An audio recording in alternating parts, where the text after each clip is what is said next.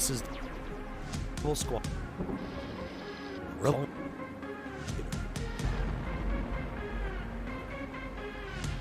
You. Oh. Gentle. Arm. Knee.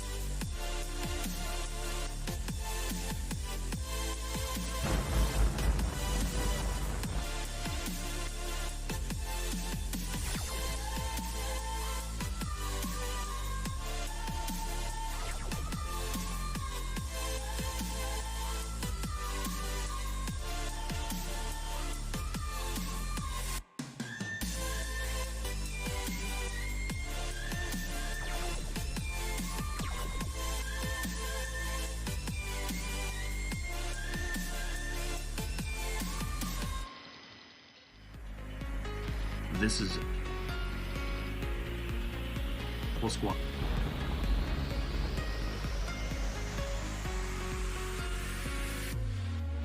The Admiral Rumors.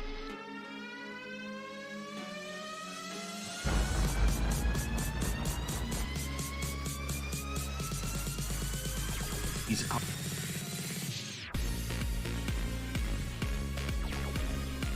Dismiss. Sure.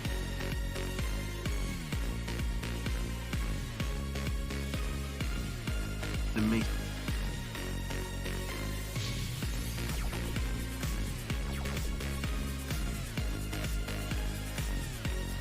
You're on your side.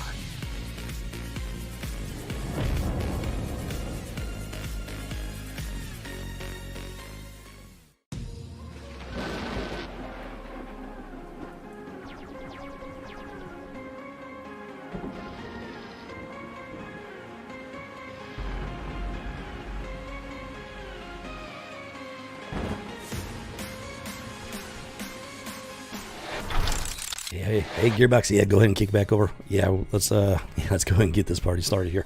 Boom shakalaka. Hey there, welcome back to the House of G, home of the original geek and the original gamer. Who doggy? Yeah, we got the signal boosted up to a maximum strength, getting it out there. And, well, today is going to be for an interesting day, let me tell you. Going to change things up here a little bit. If you're new to the channel,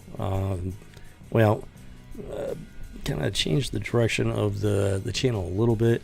And for the last several months, I've been going through my comic book collection, bagging and boarding and putting them into storage, going through them, not reading the whole thing, but trying to get an idea at least of what the story's about and whatnot. And it's been a very fascinating journey, let me tell you. And last week, well, Jim the Cricket kind of hit a point where it's like, I needed a short break. I needed to change things up a little bit because, quite frankly, I needed to find something positive to talk about in pop culture. If you want to know what I'm talking about, feel free to go back and check out that stream. And I will be getting back to that stuff shortly, but like I said, I just needed something positive to focus on. And fortunately, over the weekend, I stumbled across just that. Who doggy? So, if you may or may not heard, well, you may or may not have heard of the new show, Superman and Lois. And, well, let me tell you something. I was a longtime fan of the quote-unquote Arrowverse from CW, at least until they started going heavily into the woke nonsense. And there are people out there that don't want to admit it, but the woke agenda is founded completely in the feminist and homosexual agendas. Well, I'm not going to have that argument here, not today at least, but that is a fact. So, I found it very interesting that, well, let me put it to you this way. I did not have high hopes for Superman and Lois from the CW in partnership with DC. They have, DC in and of itself has run the entire DC universe straight into the ground, right alongside Marvel Comics. I left the comic book community, per se, back around 2012. That was the last time I made a serious purchase regarding comic books. 1 year later, I had an act of desperation, a moment of weakness. I picked up a couple more issues in 2013. But like I said, that was just a last gasp. And, well, unfortunately, I had to say goodbye to one of my first loves as a kid. And that was a hard decision to make, let me tell you.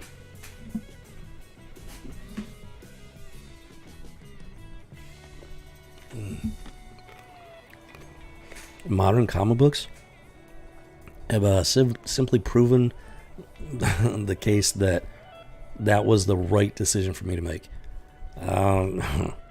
So, when the CW came out with their version of the DC universe, when it first started, it was okay. It wasn't. There were issues. Let's put it that way. First and foremost, some very feminist / woke ideology in there. Let's take the Green Arrow, for example. The show is literally named Arrow after the main character, the Green Arrow. And then you had, was it Felicity? I think her name was. Very heavy, hardcore feminist character. And she took over the show.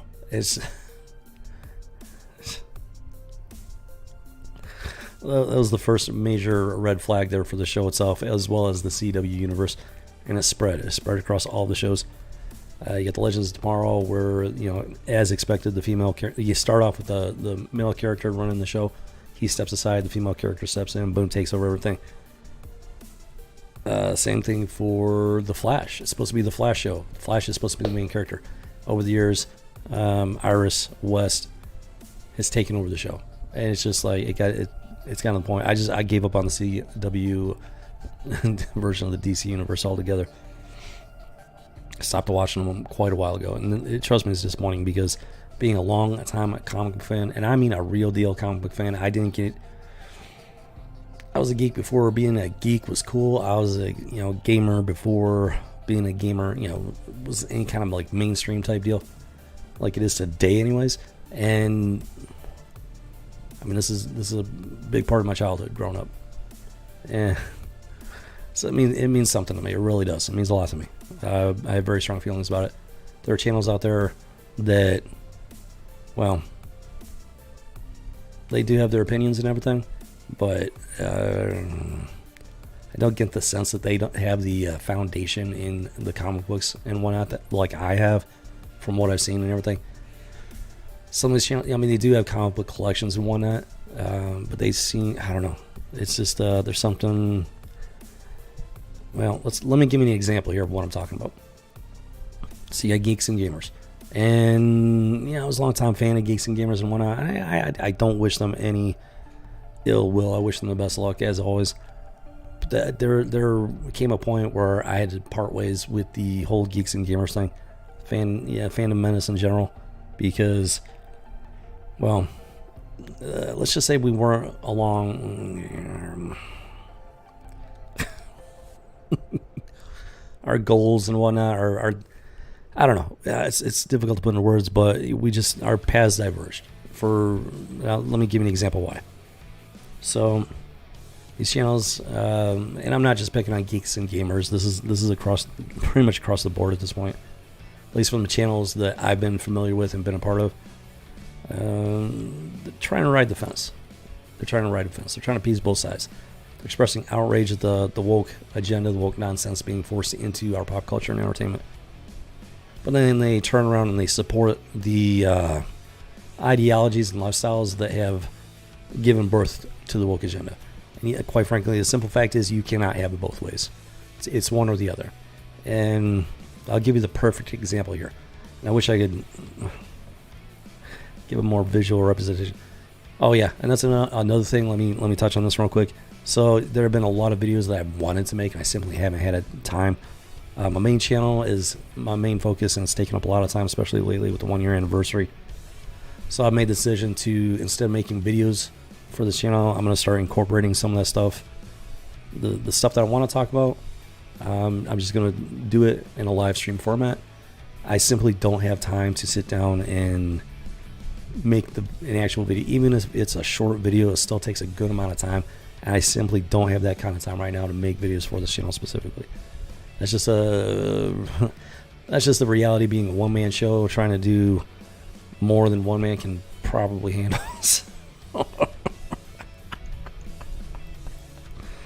And I mean, it's just the way it is. So here we are. And so getting back to geeks and gamers, if you join their premium channel or the premium membership on the Geeks and Gamers website, geeksandgamers.com, you get access to their premium Discord server for premium members.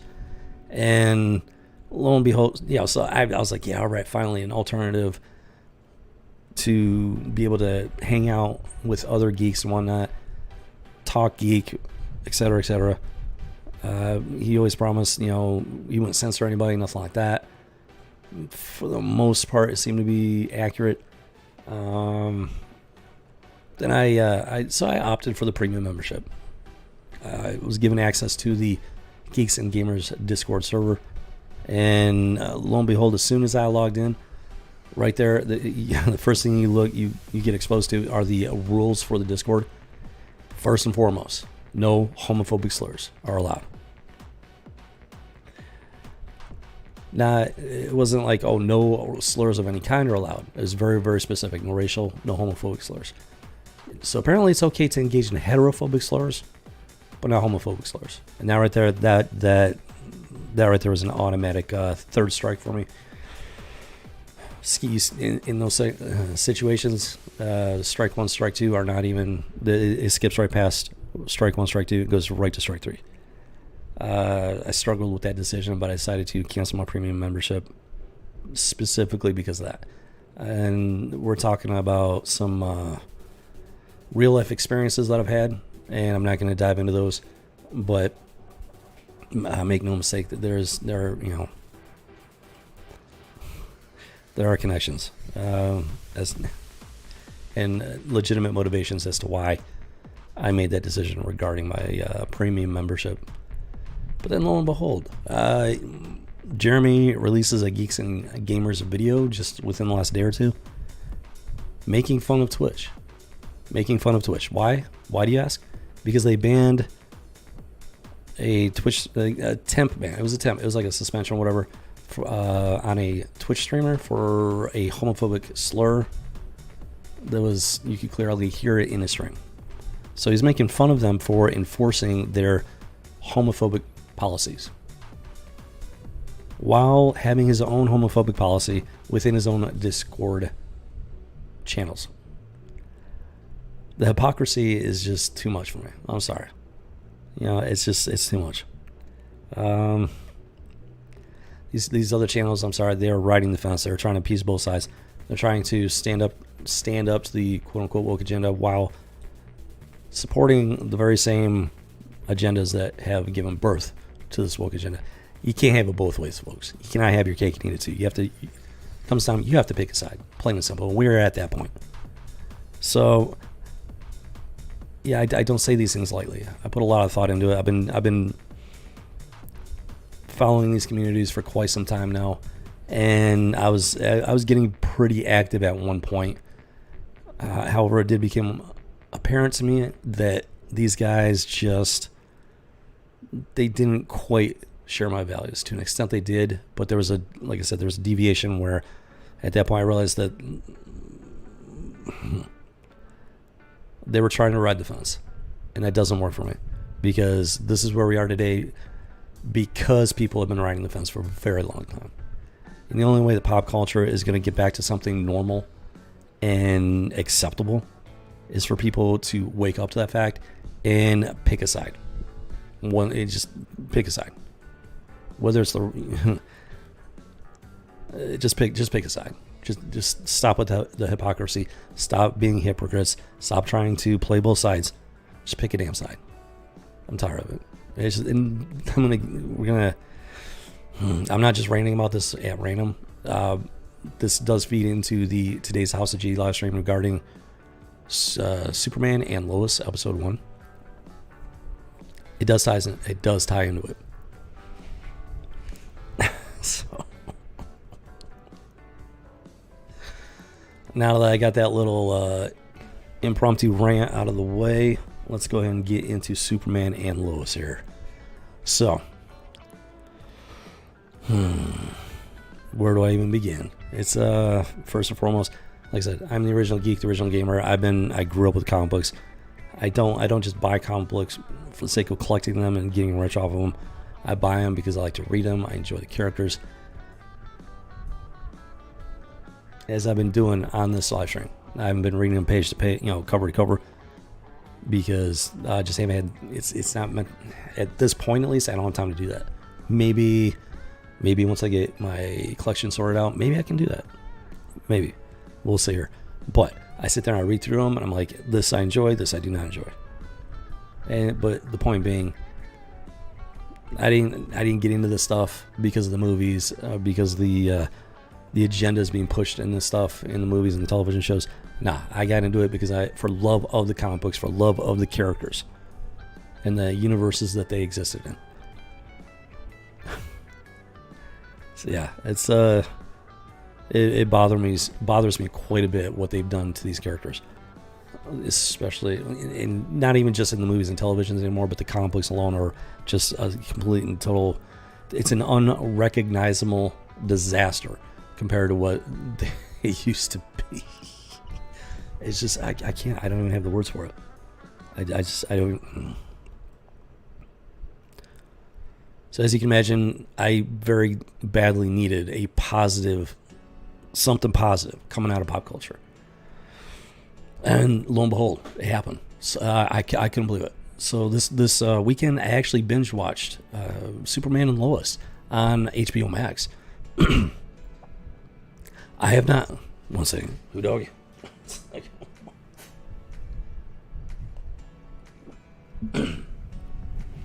Now, I have not had cable television in well over a decade. That's even longer than before. Before I exited the comic book scene, I exited cable television. I was already tired of all the nonsense in pop culture, entertainment, all that. I was fed up. I was completely fed up. Tired of spending money on it. So I cut the cord. Now, I did have a television antenna for a long time, so I was able to get the basic channels, whatever, keep up with certain things. That's how I was able to watch, The Flash, Arrow, Legends of Tomorrow, stuff like that. Whatever else was out, Gotham. Well, yeah, I did watch Gotham. And then, there was Netflix. I'd had Netflix for the longest time before they very blatantly went down the path of pedophilia and whatnot, and just absolute obscenity and trash. I actually stopped paying for Netflix before the Cuties thing happened, and that's how. It was already, Netflix was already bad at that point. And then Cuties came out. I've got videos on the whole Cuties thing. If you're interested, feel free to check them out. I've made my point on those. Point being, I checked out of I checked out of this stuff a long time ago, and I've kept my finger on the pulse of it and everything, but because even if you check out, I mean, pop culture matters, folks. Like I've been saying for a long time, pop culture matters. You keep your finger on the pulse of pop culture. You have your finger on the pulse of society in general, and to one extent or another, it doesn't necessarily represent society as a whole, but it does, at the very minimum, it represents the people in charge of a pop culture and what kind of people they really are. And you can gauge society by how they react to pop culture. And that's where we're at. Now, there have been some positive reactions regarding this stuff in regard to the fact that people are speaking out against it. So that is a positive. But these people are still in control. They're still in control. Which is why Superman and Lois is such a shock. I was so flabbergasted watching the pilot episode for Superman and Lois. I was gobsmacked. I was speechless. I was like, how did this happen? Number one, it's from CW. Number two is from DC. Both of which are extremely woke companies, pushing extremely woke agendas. Hardcore feminist, hardcore homosexual, blatant in your face. And then there's Superman and Lois. How did it happen? It's complete 180, complete opposite for the most part. Now there's little things in there, but I'm not going to dwell on those. I'm not even sure I'm going to touch on them, because at least at this point they're so minimal that they have very little to no impact on the story, which is just part of the shock. I can't believe it. How did this happen? Like I was saying, I needed something positive here, folks, because I mean, I'd given up hope that anybody was going to be. Now, I mean, there are channels out there. They go into these shows and they're just like, oh, there's this new show, and then they watch it and it's like, oh man, this thing sucks. And it's like, are you surprised? Why are you so surprised? Why are you so surprised at this point? We're at the point where the vast majority of what these companies and these people produce is nothing more than trash. And to sit there and expect it to be anything other than trash, it's kind of foolish, in my humble opinion. So when I heard about Superman and Lois, especially after the direction that the entire CW/DC universe had taken, I had no hope. I had little to no hope that it was going to be worth watching at all. And then these channels watching, oh yeah, it's good. Now, here's the thing. Let's take Stargirl, for example. These channels were actually saying some pretty good stuff about Stargirl on the first episode. But then as the show continued and they were reviewing it and everything, it became clear that it was a bait and switch. So it got people hooked on the first episode, but then it went the way of the woke. Which wasn't a surprise, at least not for me. So it's always funny to me when people are, a new show or movie gets announced and they're all like, oh, this is going to be great, this is going to be amazing. And then they're surprised that it sucks. It's like, come on, man. Haven't you guys learned by now? The woke is in control. And so you should be surprised when something actually turns out to be good. Which in this case, I'm surprised. Superman and Lois, it's actually good. And it shocked the teetotal crap out of me. I just, oh my gosh. It was incredible. Just watching it. So that's what we're going to be talking about today. I will be going through the episode and everything. Now, I was going to take screenshots and whatnot. I've been watching it through HBO Max, and I've learned that HBO Max has some sort of technology that prevents you from taking screenshots. And if you try to, I wasn't going to watch the episode, but I was going to pull up the episode and just move the slider forward and back to be able to bring up specific scenes and so I can talk about them. Can't even do that. Everything's black. HBO is just a little on the ridiculous side, if you ask me. There are, it's called fair use, and I understand they're trying to prevent piracy and everything, but come on, man. Come on. It's just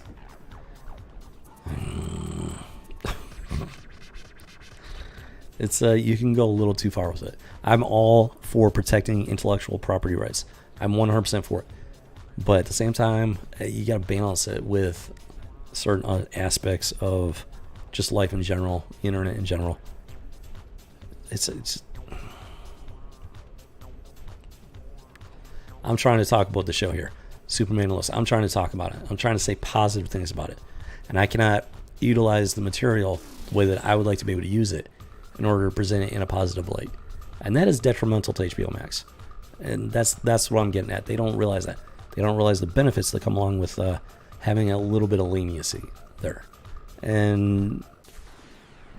But hey, what are you gonna do? What are you gonna do? Personally, I don't like HBO.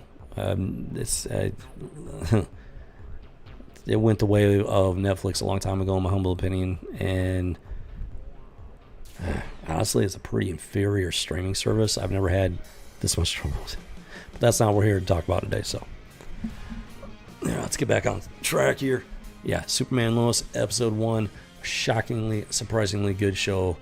Gobsmacked, flabbergasted when I watched it for the first time. And here's why. This is why it surprised me. Yeah, CW and DC have gone the way of the woke pretty hardcore. So I expect nothing less than the best woke you cannot imagine when it comes to their properties and shows and whatnot. But we have episode 1 here, and this is what we're going to talk about. So he grows up, and it shows him growing up in the small town of Smallville. And I'm a little shocked because it was actually a fairly accurate representation of small town life. It's been a long time since I really lived in a small town like that, but I have lived in fairly small towns, and I've got family that has lived in really small towns and whatnot, very rural areas. My grandparents at one point lived in a town that it literally took 10 minutes to walk from one side to the other. 10 minutes and boom, that was the entire city. And it was out right smack in the middle of farmland. So it's like, I know, I have a pretty good idea of what small town life is like. And from my experiences, they did a fairly decent job of representing it, which in and of itself was shocking. Can't believe it. It was a good thing. It's a good surprise. There are good surprises, there are bad surprises. This was a good surprise. And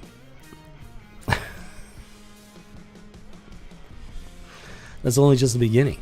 So, so the episode starts off, and yeah, there are going to be some pretty heavy spoilers there. If you haven't seen the series yet, if you don't want to learn something about the show that you haven't heard anything about, then yeah, as much as I want you to watch the stream, you should probably go ahead and watch the show first. I don't know where else you could watch it at this point. I'm sure there are options, but HBO Max is an option. Yes, well, let's go ahead and get into it here. Let's see. Let's see. So yeah, it starts off Clark going up in. Now this is one of the nice things about it. It's not an origin story. The episode itself is not an origin story. The show is not going into the origins of Superman. It literally it touches on key moments in his development as, you know, Clark Kent growing into Superman and everything, which is exactly how they should have done it. So key points of him growing up in Smallville. It shows his father dying when he's still a teenager, which I believe that was some artistic license there. Like, I know he passes away in the comic books and everything, but I'm fairly certain that Clark was quite a bit older in the comic books when his father originally passed away. In this show, he's actually still a teenager. I want to say around 17 maybe. So there is a bit of artistic license, but that's neither here nor there at this point. The comic books are the original canon as far as I'm concerned. The TV shows, the movies, they draw inspiration from the comic books, sometimes lightly, sometimes heavily. So they're fun to watch. They're as far as I'm concerned, they're self-contained universes that are, you know, draw direct inspiration from the comic books, but they're still their own separate thing. And so I enjoy them for what they are, but as far as I'm concerned, they're not the original canon. And especially when it comes to modern comic books, man, they've just completely butchered these universes and these characters left and right. So I don't even consider modern comic books to be canon at this point. But for what it is, Superman and Lois, Superman and Lois. There's been so many Superman shows. Lois and Clark jumps to mind as well. But Superman and Lois, by and large, they've done a very good job of it so far. So they touch on key points. He grows up in Smallville, small town. His father dies when he's a teenager. Let's see here. Hold on.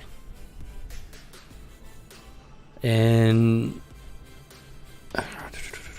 then it jumps to a scene where he's wearing the iconic Superman suit.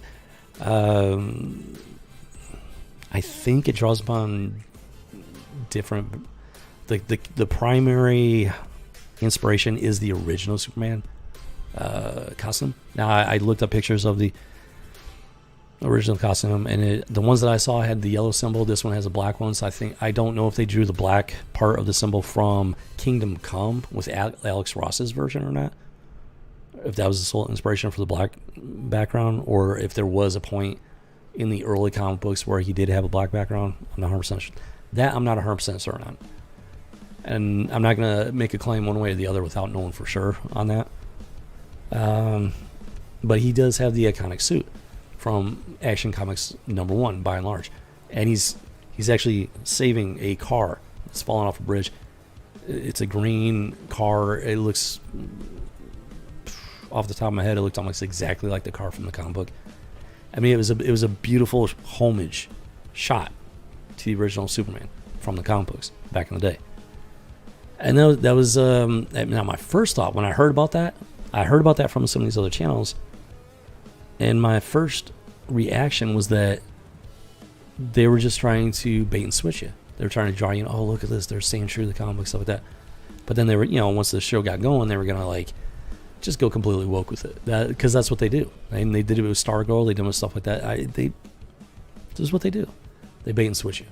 They get you hooked on the real characters, the real history of these characters, and then they subvert it and twist it into what I consider to be obscenity at this point.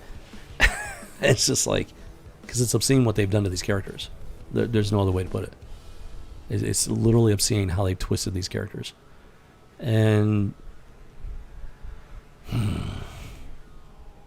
so that was my initial thought.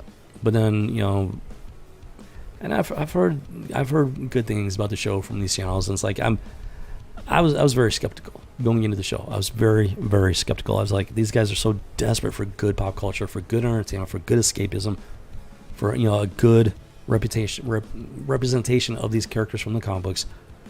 That they're just, and I know for a fact that they've done it before, where they'd say, oh, this show or this movie, it was good, and then I watched it for myself, and I was like, nah, this ain't good. That's just how desperate people are for quality entertainment and faithful pop culture to stuff that's faithful to these characters and their true origins.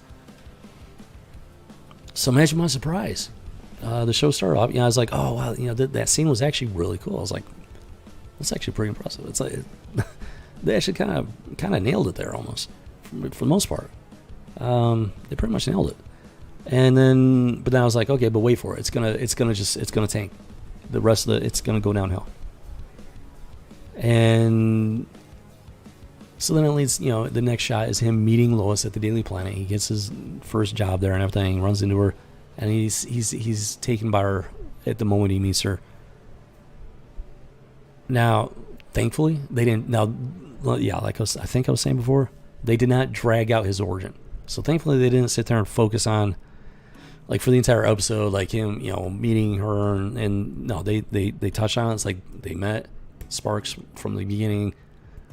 It was like boom, boom, boom, boom, key points in their relationship up until the point they're married and had children, which was that was exactly how they should have done it. This is not an origin series. This is actually about him being married and having kids. It's about family life, Superman.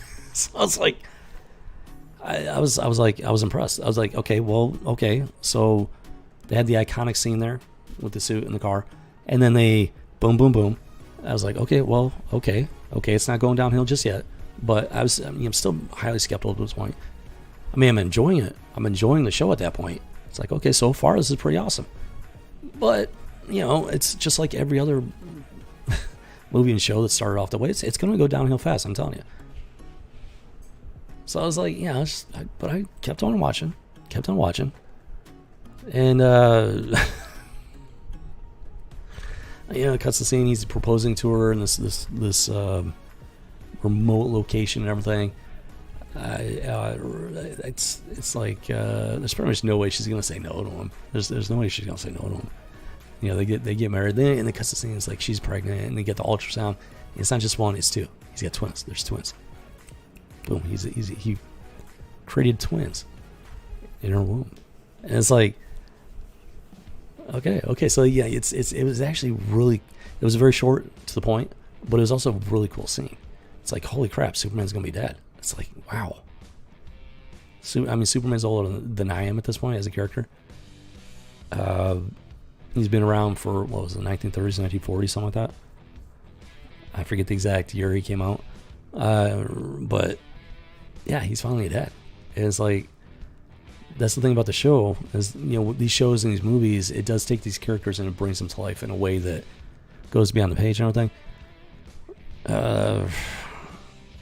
It's never perfect. It's never perfect because even when they do try to follow the source material and everything, these companies love to take liberties and they love to inject their own nonsense into these properties. But by and large, so far at this point, they did a very good job of it. And it was just really cool seeing him experience that for, you know, one of those first moments of fatherhood, seeing his babies in the womb and everything. And it was really cool. It was actually pretty cool. And so then they move on, and they show little scenes of, you know, the kids are born and everything. They're growing up into teenagers.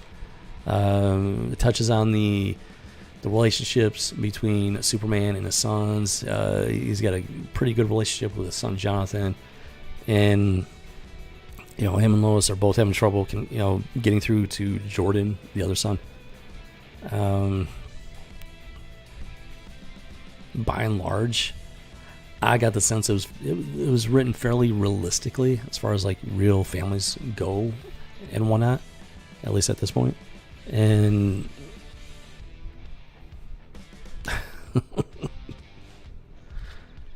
well, yeah. Trying not to get ahead of myself here. So then it touches on these key points in their relationship and marriage. And then it cuts to a more modern scene where there's a nuclear power plant. It's in danger of going into meltdown. The U.S. military is involved. And the commanding officer of the operation is a 4-star general. What's his last name? Was it her name? I forget his first name. But it's Lois Lane's father. So it's, yeah, General Lane. He's a 4-star general. He has a lot of authority within the military, a very, very large amount of authority. So he can do all kinds of stuff without having to get permission from anybody else. And he has a lot of flexibility, a lot of leeway in what he can do, which is important to the story here and to the relationship between him and Superman and his daughter and everything. So, Superman comes in, and I'll say this, the special effects are surprisingly good. I'm shocked at how good the special effects are, especially with the state of the rest of the quote-unquote Arrowverse. It's gotten pretty bad there, and like these special, at least especially in the first episode, the pilot episode, I mean, I was shocked at how good the effects were.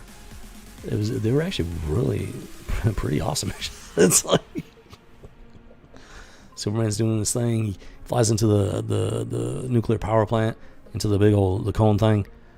I don't know the technical term for it, but he does this thing, heat vision. He finds a crack in the containment wall, uses his heat vision for a temporary fix, and then but the temperature is spiraling out of control. It's rising, which is very bad for nuclear power plant, because that's where once it hits a certain temperature, everything, you reach critical mass, and boom, everything just goes to hell. And Superman knows this. I mean, that's another thing that I like about this. They represent him as a very intelligent man. He understands nuclear physics. He understands the danger involved. but he understands the process behind it, the science, the physics, the nuclear physics, and he knows he's got to cool it down. And it might seem obvious, but it's not. I mean, because there's these reactions. Let's just say there's a lot of science behind it.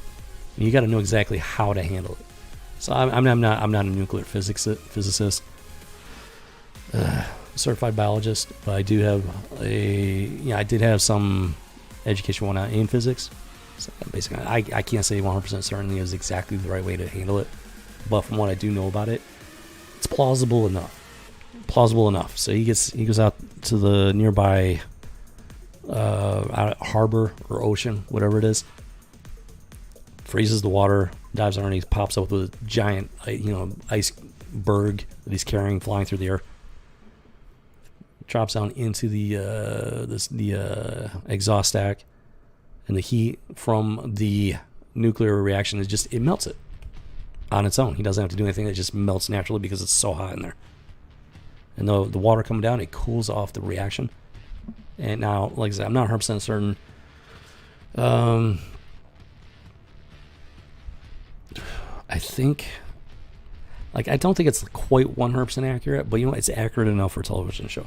So you can suspend disbelief and whatnot, and it's a really cool scene.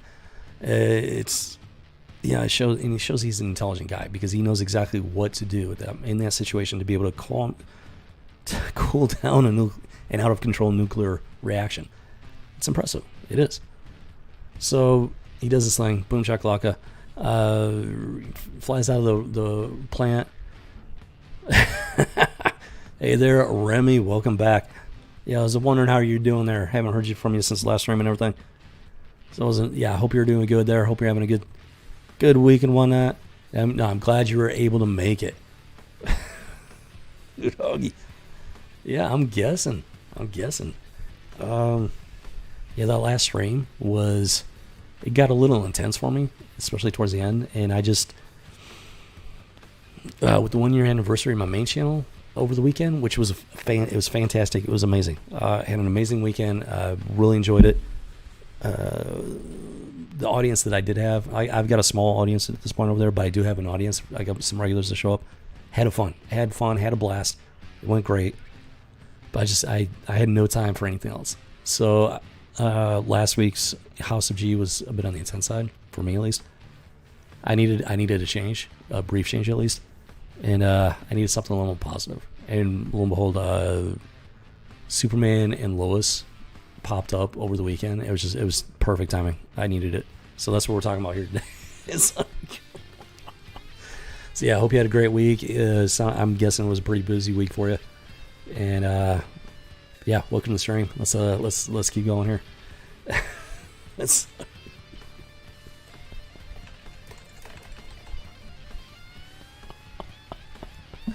Ooh, doggy. Yeah, it's always good to see you there, Remy. I'm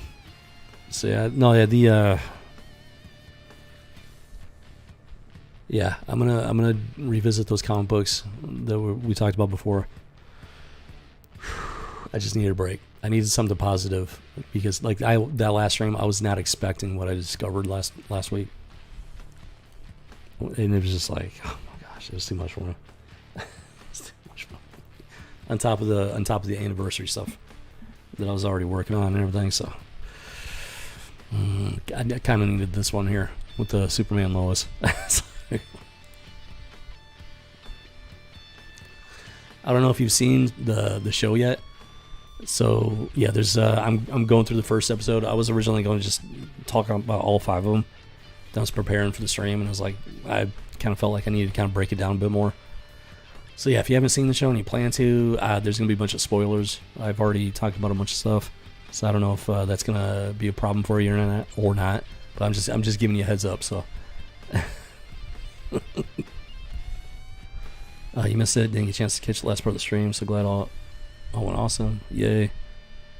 Cool beans. No, that's all good. I know it sounds like you were busy there, so hey, it was great. It was a great anniversary weekend. I had so much fun. And 51. Well, happy birthday to him. That's 51. It's middle aged, isn't it? Right at this point, at this time, used to be. Yeah, we'll go with middle aged on that one. So happy birthday to that someone. Doggy. Yeah.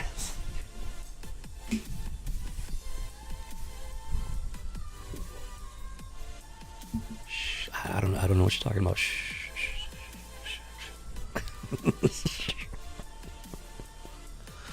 Oh my goodness. Yeah, things are crazy out there. So, well, Superman and Lois. It's a surprisingly good show. It really is. And now I don't know how accurate it is to the comic books at this point because I bowed out of the whole comic book community thing back in 2012. So I know that they had Lois and Superman and Lois get married, had kids and whatnot. But I know they've was it Bendis? I think it was Bendis. I mean, he's just really just twisted the entire Superman mythos and everything, turned it on its ear and just made a mess of it. And that's one of the reasons why I wasn't expecting much from the show, because the comic book is such a hot mess. And which is why I went in and I started watching the show over the weekend, completely skeptical about it. I was like, this can't be that good. We're talking about CW and DC, Bendis, the stuff that he's done with Superman and whatnot. It's like I had very low expectations, even with all the positive press on it from other geek type channels. Golden Age, there you go. We'll go with that, Golden Age. Who doggy? It's like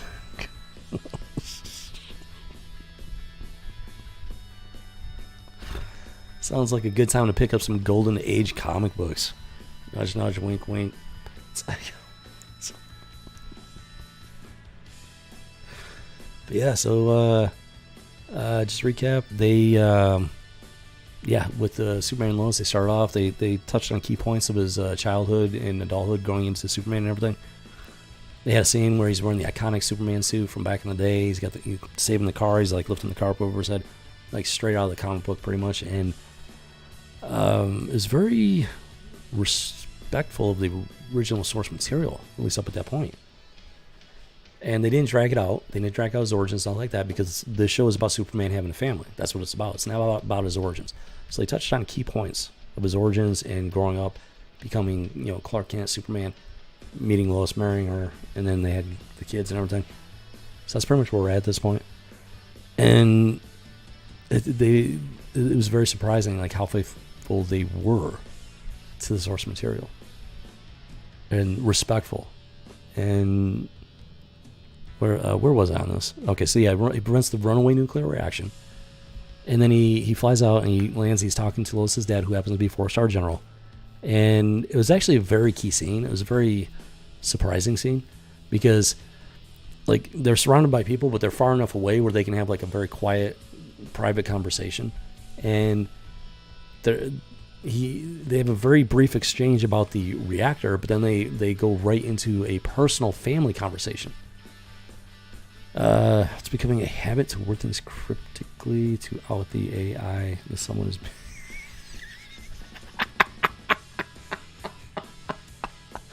No. I figured that someone was you there, Remy.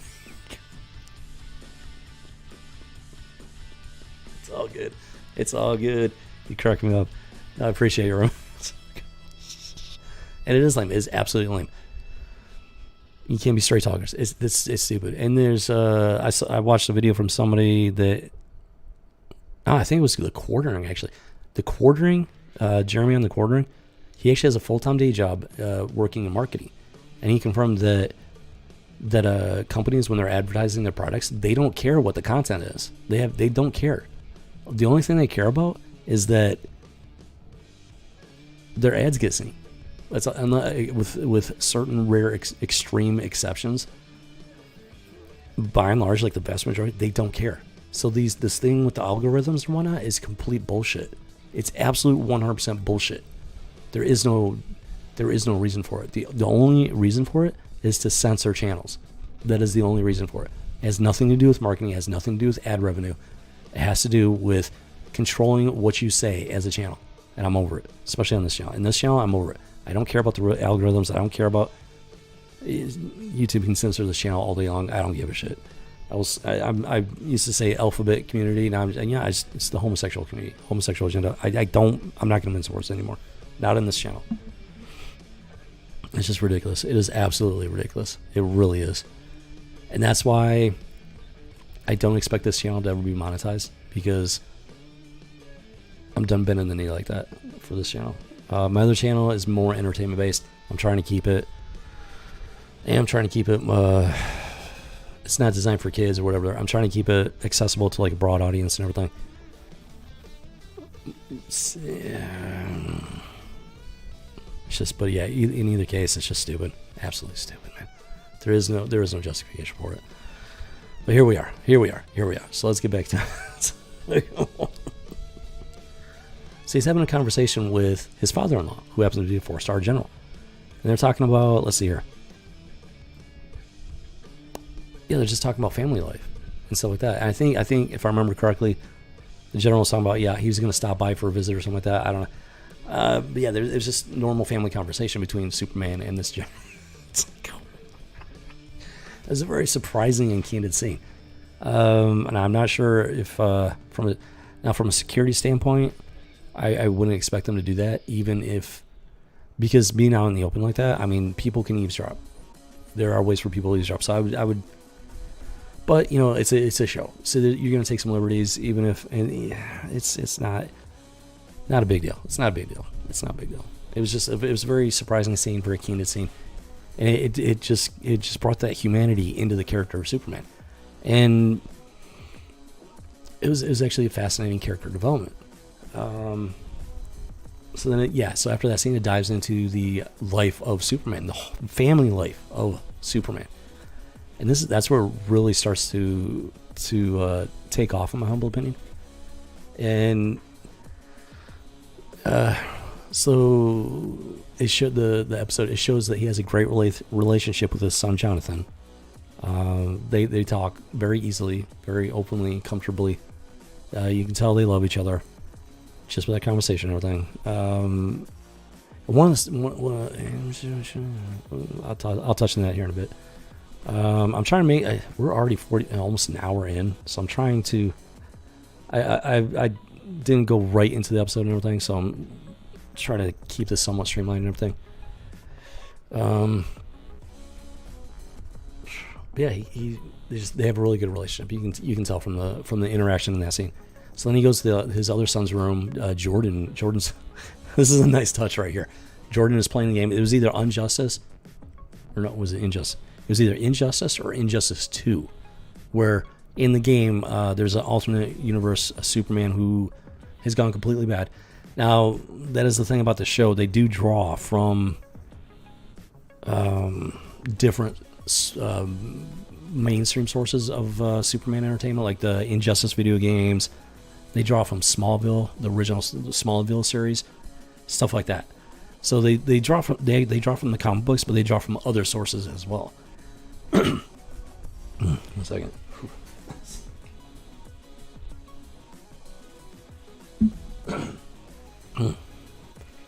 And so I found that interesting. It's not a complete surprise, but they do it in such a way that so far, at least, it's done pretty well. So it's not. I can't really say anything negative about it. So his son Jordan is playing one of the Injustice games. He's playing as Raiden against Superman. So Clark walks in. And he's like, "Oh, hey, that looks like a pretty nice looking Superman." And then Jordan's like, "I'm playing as Raiden. Superman's boring."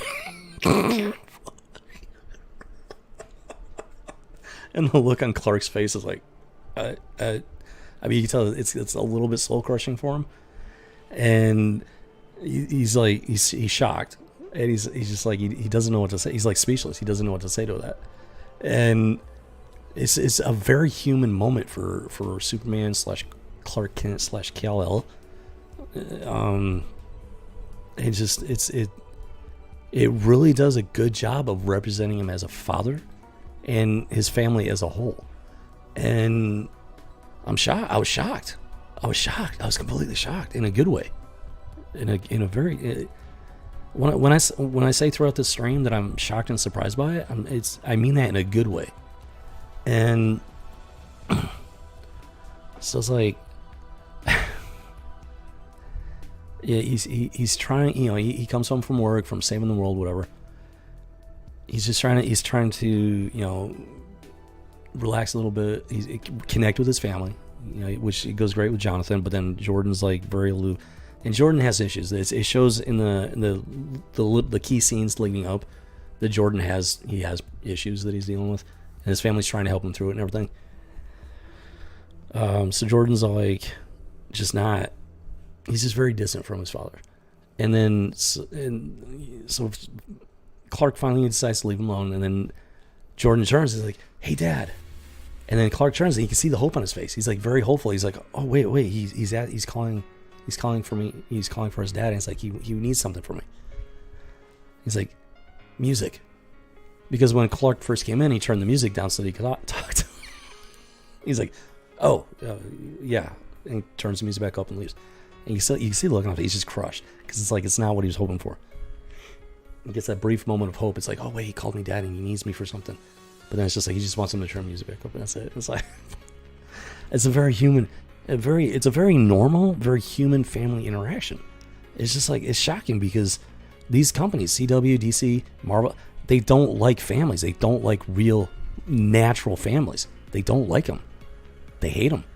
They're pushing all this twisted nonsense in comic books, pop culture, and general movies. They're pushing all this twisted nonsense, which is heavily founded in feminism and homosexuality. The woke agenda is the love child of feminism and homosexuality. And I'm putting it out there. I'm just putting it out there. I'm tired of people beating around the bush. I'm tired of them mincing words. I'm tired of them straddling the fence, which I talked about at the start of this stream. I'm tired of it. And I'm tired of being censored. I'm tired of not being able to speak my mind, so I'm putting it out there. The woke agenda is the love child of the feminist and homosexual agendas. They hate natural, traditional families. They hate them. They hate them. Which is why this show is so shocking. It was produced by CW and DC. Somehow, this show got made, and I have no idea how. And I'm getting ahead of myself. So... And the reason is because of the same. Because it's so shockingly normal. Like, I'm shocked at how normal this family is. And it's a very loving family. These people love each other. Clark and Lois, they love each other. They love their children. Their children love their parents. Even though there are issues with Jordan. And I don't want to get too far ahead of myself at this point. But he loves his brother. He loves his parents. And the show does show that. It's shocking. And it is a sad state of affairs when a normal, natural family representation is so abnormal and out of left field that it shocks you. That should tell you where we're at when it comes to the state of modern pop culture, mainstream media, entertainment. This is how twisted everything has gotten.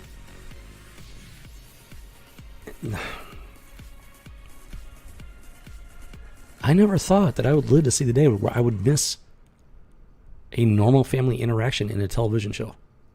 I never thought that I would live to see the day, and yet the day has already arrived. The day arrived yesterday for me.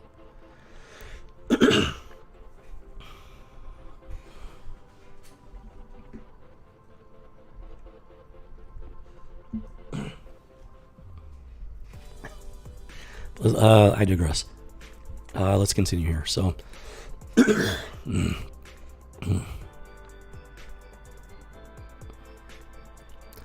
so Clark he's a little crushed, by Jordan's reaction. He steps outside and he missed a phone call from his mother, and you can see he's like leaning against the wall. Might not be like physical exhaustion, but there's like this. You can tell there's like this. Mental, emotional, spiritual exhaustion in that moment. He's just like leaning back and excuse me.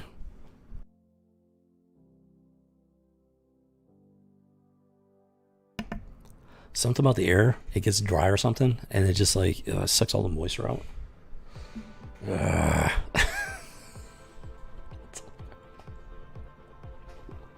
In part because I'm talking so much and I'm not used to talking so much. These streams, I talk so freaking much. For me, I'm not used to it. Just saying. But yeah, he has that moment. He's leaning against the wall. He's looking on his phone. He's like, missed call, mom. And I mean, you can tell his body posture, look on his face. He's just like, he's exhausted. He's exhausted. He's trying to be Superman. He's trying to be Superman. He's trying to save the world. He's trying to be a family man. He's trying to be a husband. He's trying to be a father. He's got a troubled son that he's desperately trying to connect with. I mean, it's normal, natural family life with being Superman thrown on top. It's just like, I'm shocked. I'm shocked at how well written the show is. And we're just in the first episode. Yeah, keep in mind, we're in the first episode. I mean, there's plenty of room for them to take it on a completely twisted tangent, but we're not there yet. And I don't know if that's going to happen or not. So far, no. It's just shocking because it's so normal and human. And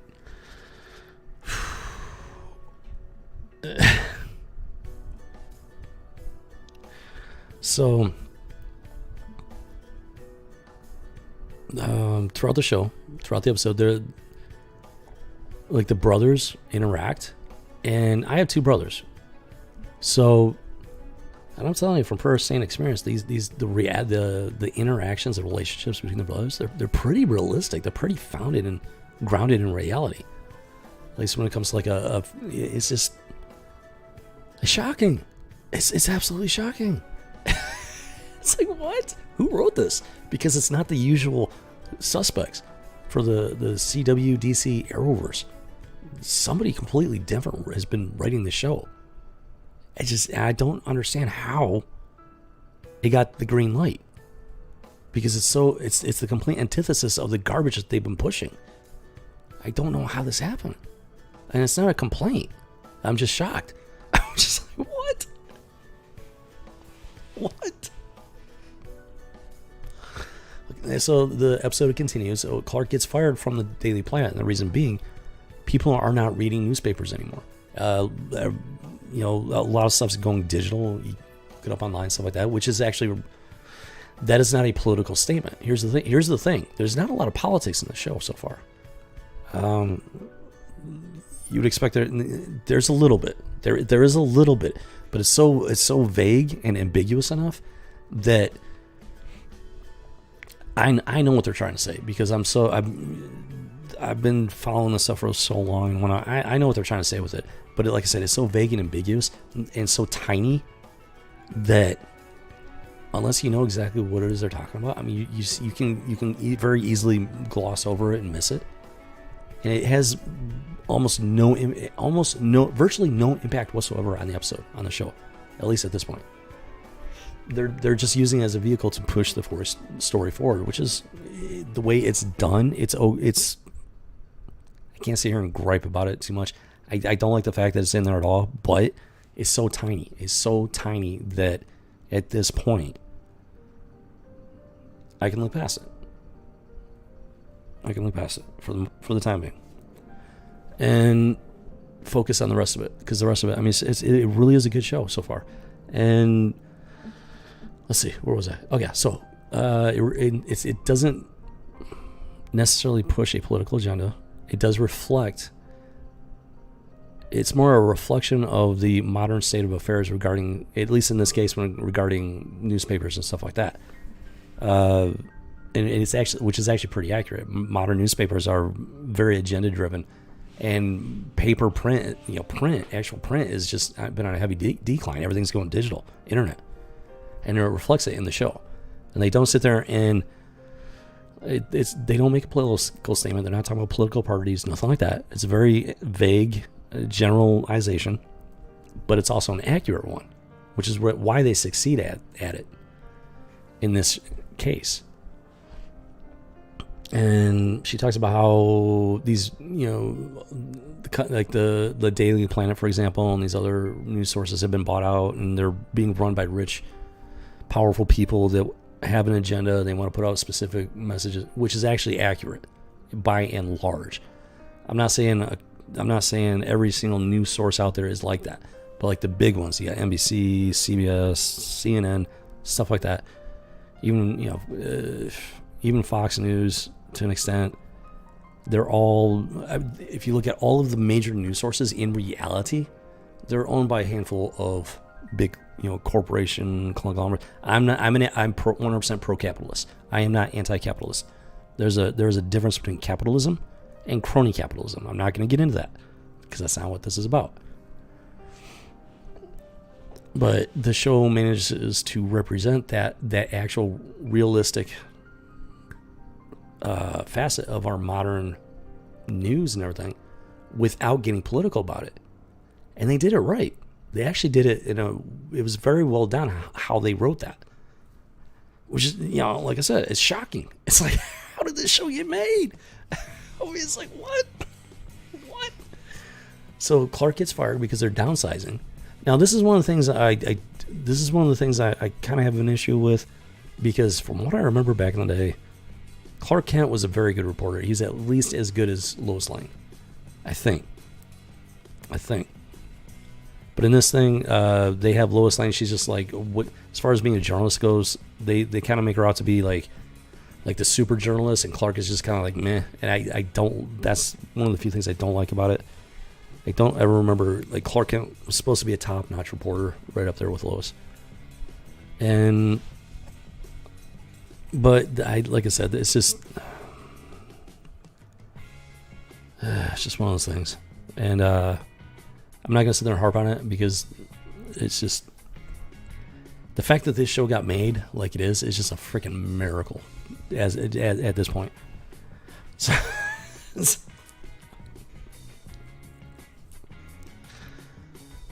but it actually does a pretty good job of representing the actual reality of news media without getting political. And that's just, I'm shocked. I'm shocked by it. So then after Clark gets fired, let's see.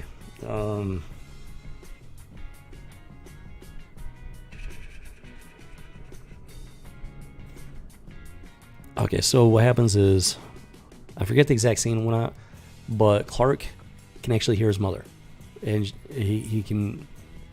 No. Okay, no. He gets a phone call, and he thinks it's from his mother. He picks it up. He's like, "Hey, Mom," but it's actually her doctor. And he's like, "Wait a minute, doctor, I forget, doctor such and such. Why are you calling me on my mom's phone?" Is basically what he's saying. His mother has a stroke. She's like, "Your mother has had a stroke." He's like, "Oh no!" So then he does a superhero thing, and he can hear his mother. His mother's like, "Clark, it's time. Come home." And, being Superman, he takes off, faster than a speeding bullet, flying to Smallville. And then he shows him, he's like flying behind the barn. It's a very rural area, literally farmland and whatnot. So there's there's a large amount of privacy even out in the open. So he just flies right in behind the barn, changes, instantly into Clark Kent, goes inside. His mother's already passed away, but it's a very human moment. They don't drag it out too much, which, they very easily could have just like milked it, which would have been disrespectful for both characters, in my opinion. But I think they did a pretty good job of balancing it. He goes in there and he sits with her and stuff, and he's thinking, reflecting, and whatnot. You can tell he's heartbroken, he's crushed. It's like he lost his father when he was a teenager, and now his mother's gone. And it was actually pretty well done. Like I said, there's a lot. I was constantly shocked and surprised by the show. I was surprised at how it was pretty well done scene. And so then it goes into, let's see here. Besides being well done, it was a very human moment for Clark / Superman. It very much shows the human side of him. He's Kryptonian. He's 100% alien. But I mean, the fact that now the certified biologist is about to kick in here. The fact that human beings and Kryptonians can actually copulate and produce children is a very big deal. It is a very, very, very big deal. It shows that there are genetic similarities.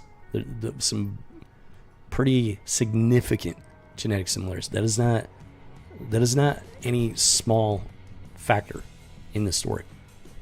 So, yeah, he's Kryptonian, he's an alien, but he's similar enough to human beings where he can have children with a human female. And that's no small thing. It is no small thing.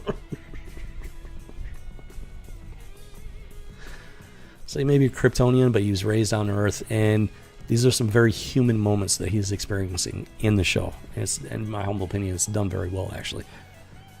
Which is surprising. It's like, who are you, CW? Who are you people that wrote this, and what did you do with the real CW? The real DC? This is not the type of... This is the exact opposite of the nonsense that they've been pushing for decades at this point. And I don't know what's going on. I got no idea what's going on. What? Somebody explain it to me, because I don't know. I got no idea. It's like, what? Boom. So, so his mother passes away. The town comes together, as you would expect in a small town, a tight-knit community. The town comes together for the funeral, for the wake and everything.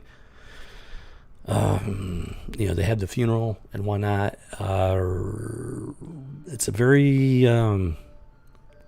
actually a very Christian service, which was surprising, because these people that are running like CW, DC, they don't like Christianity. They don't like God. They don't like faith. Invasions of the Body Snatchers. That could be an explanation. Remy, I got no idea. I don't.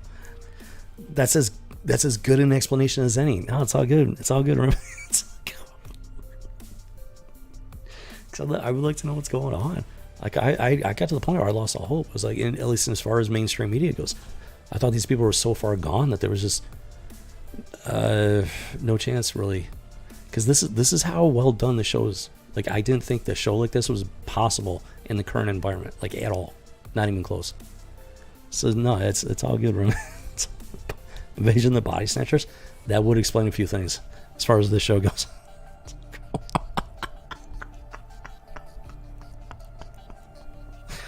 Jiminy Cricket, man. See how they have the funeral service. And it's a very Christian service, which you would expect from these people. These folks were good people. They were God-fearing people, especially in small towns. There's a lot of God-fearing folk and whatnot. There's a reason why they call it the Bible Belt. The fact that got in there is just mind-blowing. Like, how did CW and DC, how did they allow that to happen? I have no idea. It's a miracle. In my humble opinion, it's a minor miracle. And it was a very touching scene. It was a very touching scene. She was, everybody loved her. She was actually very active after Clark left. After her husband died and Clark left from Metropolis, she was very active in the community. It doesn't, in my opinion, it doesn't like beat you over the head with it. It actually displays it in a very respectful, measured pace and manner, and it doesn't like beat you over the head with it. It's just so shocking how well it was written. It is. I just can't say it enough. And which is really sad that I have to say that nowadays. It just shows how the sad state of affairs that we find ourselves in. And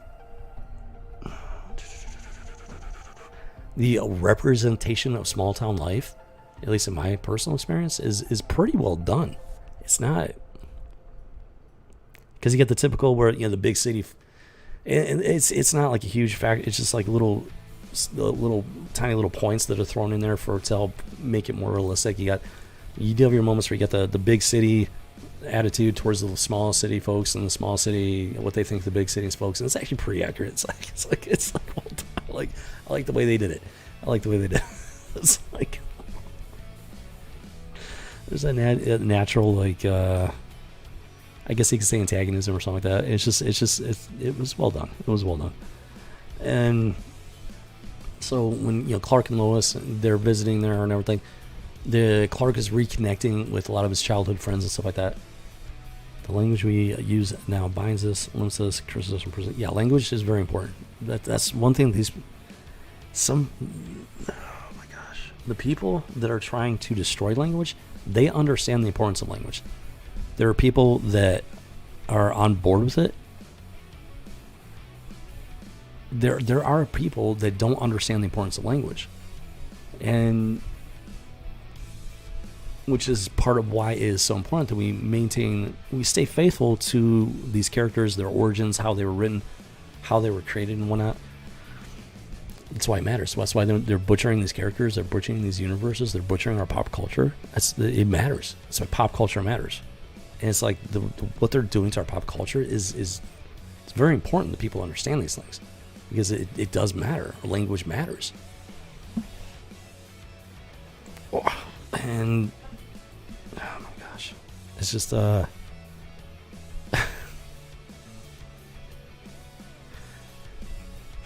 sadly, that's just why it's so shocking how well this was written. And so yeah, Lois and Clark is reconnecting with a lot of his childhood friends and everything. Lana's in the show, and she's married.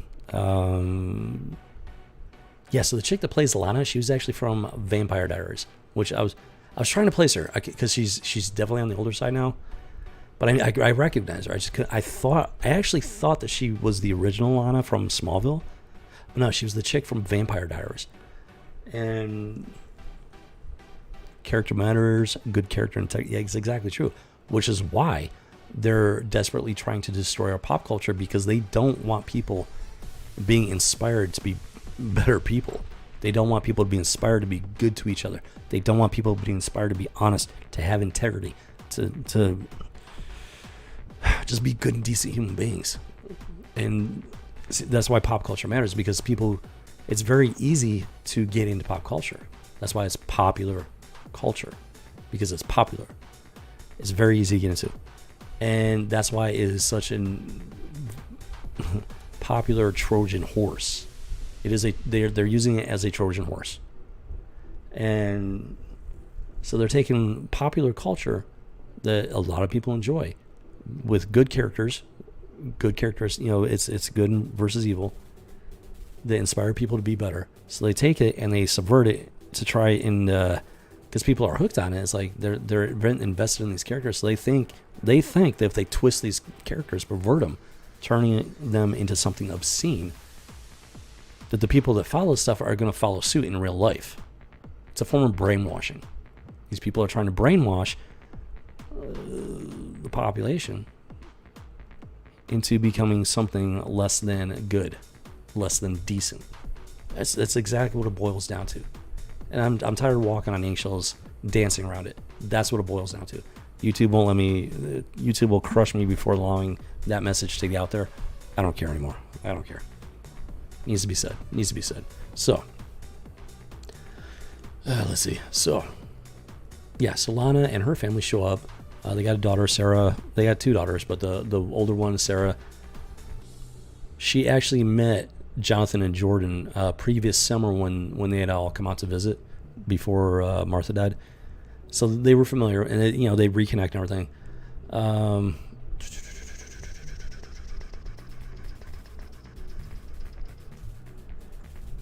Yeah, and this is after the funeral.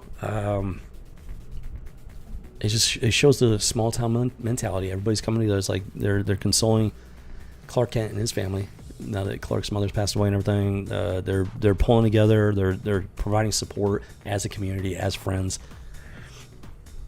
and which is accurate. Which is very, and that's the type of thing that these people don't want to be made popular. They don't want it in pop culture because they don't want you to know that you're not alone. They don't want you to know that you're not alone. They want you to feel alone.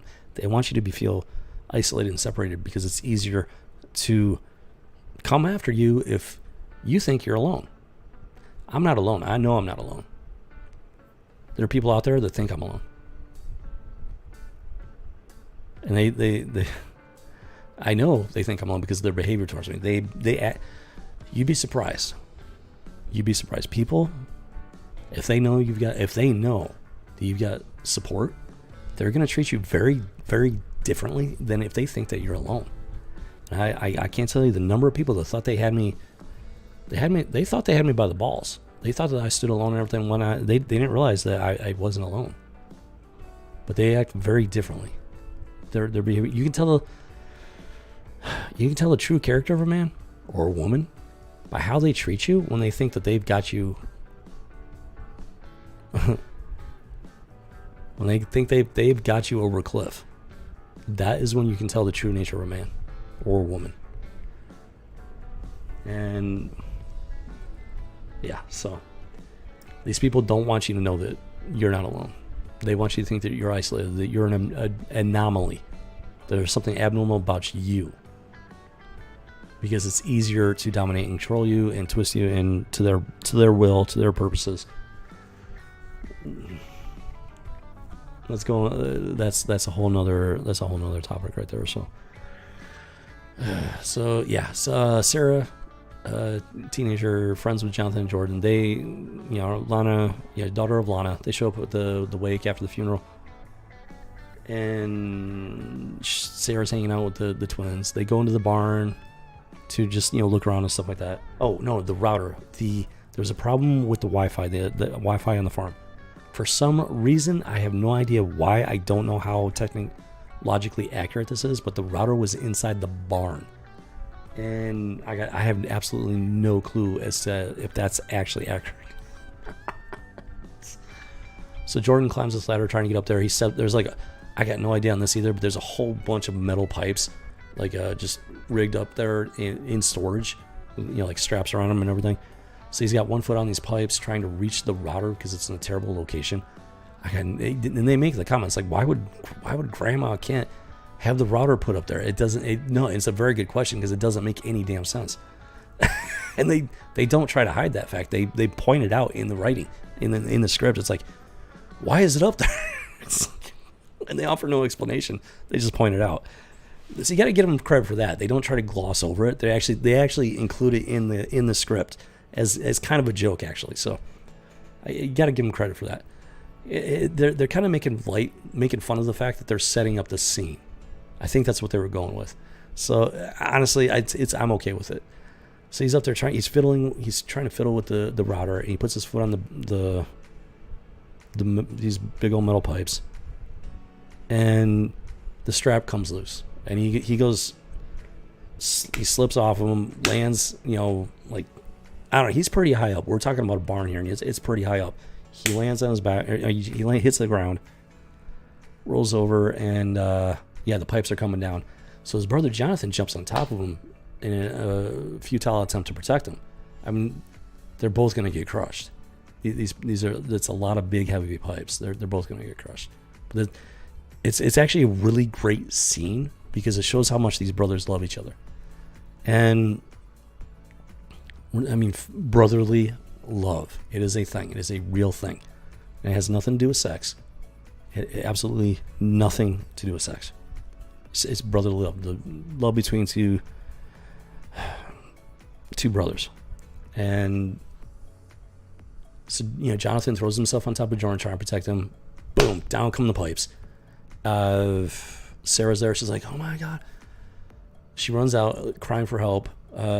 Clark naturally is the first one into the barn. He doesn't super speed or anything like that, but he's like, nobody else is inside, so he takes the first pipe, flings it away, and he uses his X-ray vision to scope out what's going on underneath the pipes. So he knows exactly which pipe to grabs it, throws it, so he can see his boys underneath there, and they're trapped under the pipes, but there's they're safe. They're safe. Somehow, by some miracle, they're safe. And they're just looking up at him like, they don't know what just happened. It happened so fast, and they're just like, they're dazed and confused. So then it cuts away and everything, but no, it was a really good scene because it showed the love between the brothers. Which is shocking because this is not the type of thing that these people that actually run CW and DC. This is not the type of thing that they want you to see. They don't want you to see what a natural family looks like. They don't want it. So they're pushing all this woke feminist homosexual stuff because they don't want you to know what a real natural family looks like, why it's so important, why it's so strong.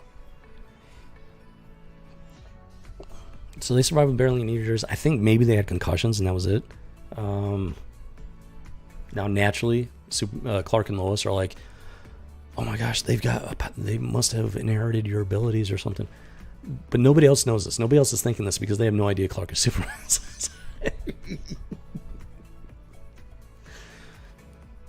So as human beings are prone to do, they make up these reasons as to why the boys survived unscathed, relatively unscathed, which is natural. But Clark and Lois know better. They know better, but they're trying to roll with it as best they can, because at this point they have not. The boys do not know that Clark is Superman. They've hidden that fact from them. They do not know this, and good reason. I mean, it's a pretty good reason, in my humble opinion. To give them a normal childhood so that they're not like, so they don't accidentally tell somebody that their dad is Superman or whatever, because you know how kids are. My dad could beat up your dad. No, he can't. My dad's Superman. It's like, it's going to happen, especially when they're younger. You know it's going to happen. Come on. So it makes sense why they didn't tell them right away. They waited until as long as possible before, But at this point, they have no idea. So, but the boys know something's up. Because after the fact, they're talking to each other about what happened. It's like, wait, what happened to you? I had no idea. How come we weren't killed by it? How come we weren't injured more severely? They don't know. They have no idea.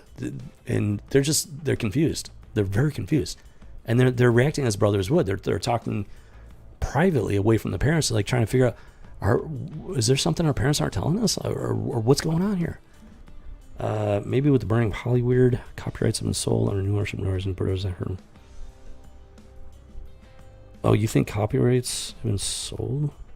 I don't know.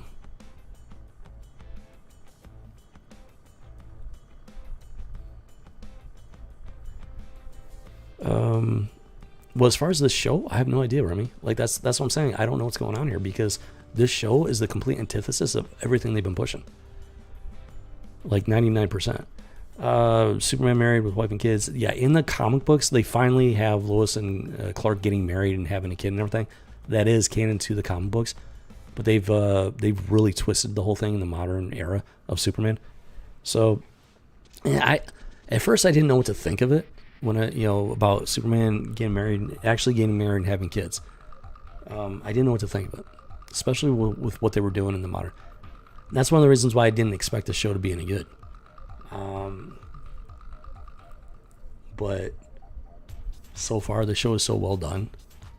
They did it right, in my opinion. I think they did it right, which is it's just a freaking miracle at this point.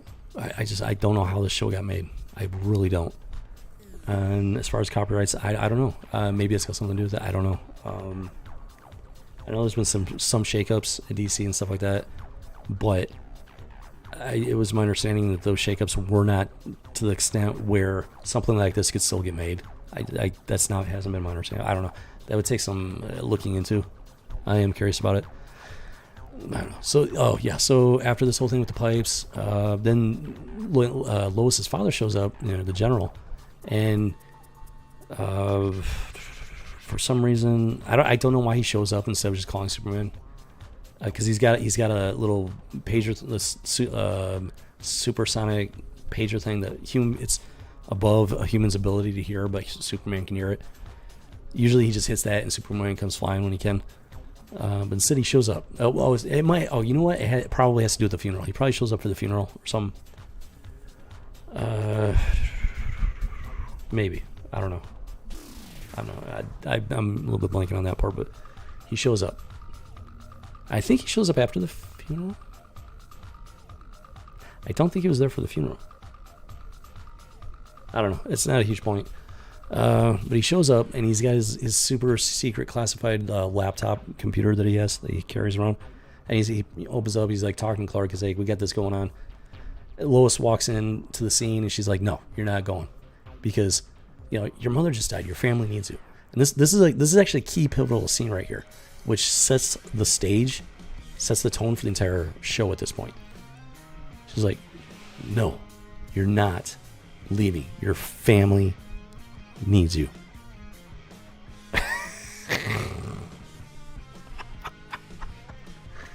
In my humble opinion, Remy, it is not a bad thing if you can make yourself laugh. I think it's a good thing. I think it's a positive thing. So yeah, good job. Congratulations. I got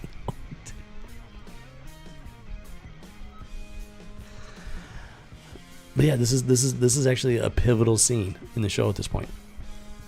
And she just lays it out. And Clark's like, he looks over to the general. He's like, she's right. I can't leave. So the general's like, yeah, he throws, he's like, okay.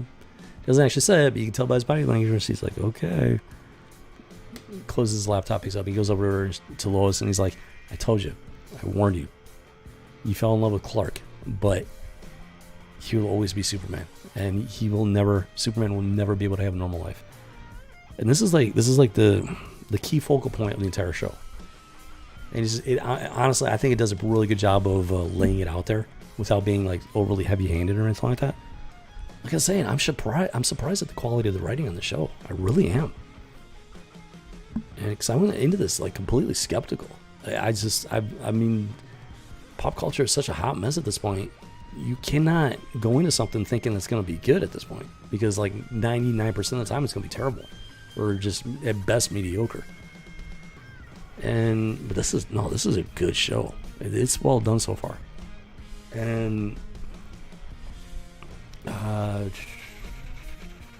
yeah, so the general, like, does he leave? I don't know.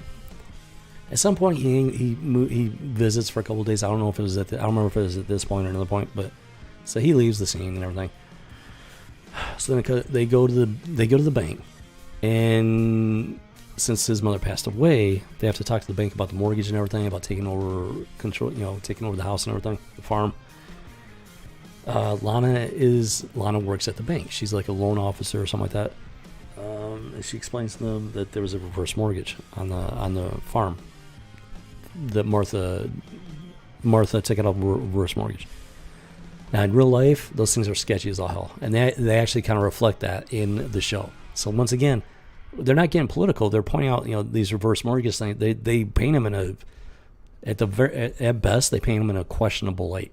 And personally, yeah, I think these reverse mortgages are sketchy as hell. It'd be cool if we found ourselves in the era of the reform of. That's what I'm hoping for, Remy. That is exactly what I'm hoping and praying for. I'm hoping. We're gonna go one of two ways. We're either about to enter a second Dark Ages. Like, I'm not exaggerating. I'm not being sarcastic. I'm being completely serious. Either we are about to enter a second Dark Ages that's going to encompass the entire world, or by some freaking miracle, we're going to get through this, and society's going to do a 180. It's going to be one or the other. I'm telling you. And we're right on the cusp of it. Like the very, very cusp of it. And I'm hoping and praying that we're on going that direction that you're talking about right now. It's like, I'm hoping and praying that is the case. Because you can only walk the fence for so long before the fence rises up and impales you. And that's what a lot of these other channels are doing. They're riding the fence. And one way or the other, I mean, we're on the cusp. We're either going Dark Ages or a new enlightenment, I guess you could say. Oh my gosh. I firmly believe we're on the cusp, which is why I can't walk in the eggshells anymore. I can't be around the bush. I just have to speak the truth as best as I can see it. It's not my truth. It's the truth I'm trying to talk about. Like I said, it's as best as I can see it as a human being. I can't see everything. That's why I'm human. I'm not divine. I'm not all-knowing. I'm not all-seeing. But I see what I see. And I try to be honest about it as best I can. So I hope you're right. I absolutely hope you're right. It's like,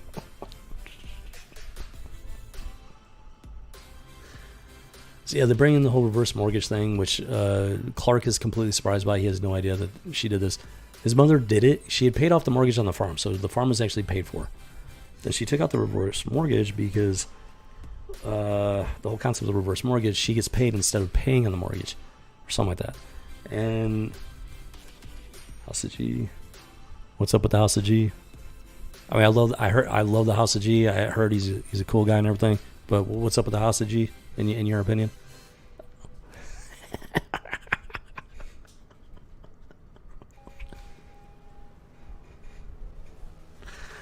where was I? So yeah, okay, so they have the choice. Clark and Lois, they have the choice to pay out. Oh yeah, she took out the reverse mortgage to help another farm stay afloat, and it's actually reflective of the actual real state of our farming and everything. So they, like I said before, they do a very good job of reflecting reality without getting political, which is just shocking. It's so freaking shocking. So shocking. Super cool. Okay, I will go with that one. Super cool. Copy that. But yeah, she took out the farm was paid for. She took out the reverse mortgage to help out somebody else in the community, other people in the community. But she also set aside half of that, the reverse mortgage, so the Clark could either pay off the rest of it and keep the farm, or sell essentially sell the farm and use that money for the twins' college fund. It's all good. You're talking me something, I lost it.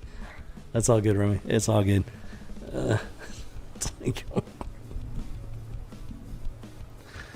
So they got a decision to make at this point. Do they keep the farm or do they let it go? It's a family farm. I think it's been in the Camp family for generations, as far as I know. So they keep the farm, or do they take the money for their kids' college? And this is a serious question they're trying to decide. I think originally they were leaning towards letting the farm go.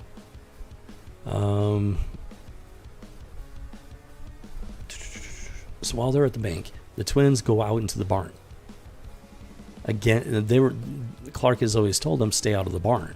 Just the excuse was it's dangerous. There's a lot of farm equipment in there, and it is in fact a dangerous environment. It's just by the nature of the equipment that's in there. But they're at this. They had this incident with the pipes. They survived relatively unscathed, and like, we got to find out what's going on. They know something's going on. These kids aren't stupid. The apple did not fall far from the tree. Let's put it that way. And so they go into the barn to investigate, to look around. And they find a secret trap door that leads underneath the barn. There's all this stuff underneath there. In the corner, there's this big old tarp. They pull it away, and there's Superman's original spaceship from when he was a baby flying to Earth. And being Kryptonian, let alone the son of Superman, it reacts to Jordan. Jonathan's like, we don't touch it, stay away from it. Jordan, naturally, he ignores his brother, and he's like, he walks up to it, and it reacts to his Kryptonian / Superman DNA. Pulls out this crystal and everything. Like, what is this? They got no idea. So finally they run out, they leave the barn and everything. They run to the house. No. So they're still in the barn. Clark and Lois pull up to the house, and they're sitting in their truck, just talking, whatever. And they actually throw in this it's actually a pretty funny joke about super smell. And like I said, it was a really fun little joke between Clark and Lois, between husband and wife. Yeah, it's part of their natural relationship. They're able to joke around with each other, even about super stuff. And it's like, it was a really cool scene. I liked it. I enjoyed it. It was actually pretty funny. And then as they're talking, their sons run out of the barn. And Lois makes a comment, oh, well, the kids look mad or something like that, And they are. The kids are pretty upset at this point because they're confused. They're very confused. They don't know what's going on. They know something crazy is going on, something significant. And they're coming running out. They go right to the truck. Clark and Lois get out. They go right to the truck. Like, what aren't you telling us? Why you're lying to us about something? What? And instead of denying it, Clark's like, yes, you're right. I am lying to you. And everything just culminates in this climax, this climactic moment. And Clark realizes that he can't lie to his sons anymore. He has to tell them the truth. That's exactly what he does. He's like, you're right, I'm lying. And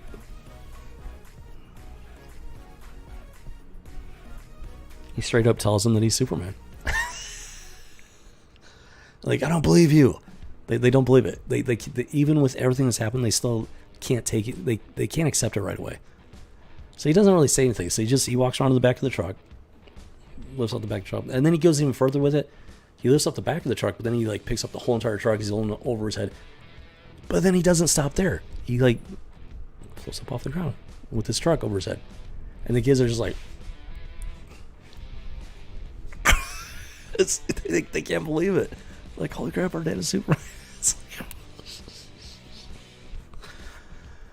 Now here's a key point here that these other channels that had originally reported on the show and everything, they actually pointed this out, that the kids like flipped out, especially Jordan. Jordan completely lost his. He completely flipped out.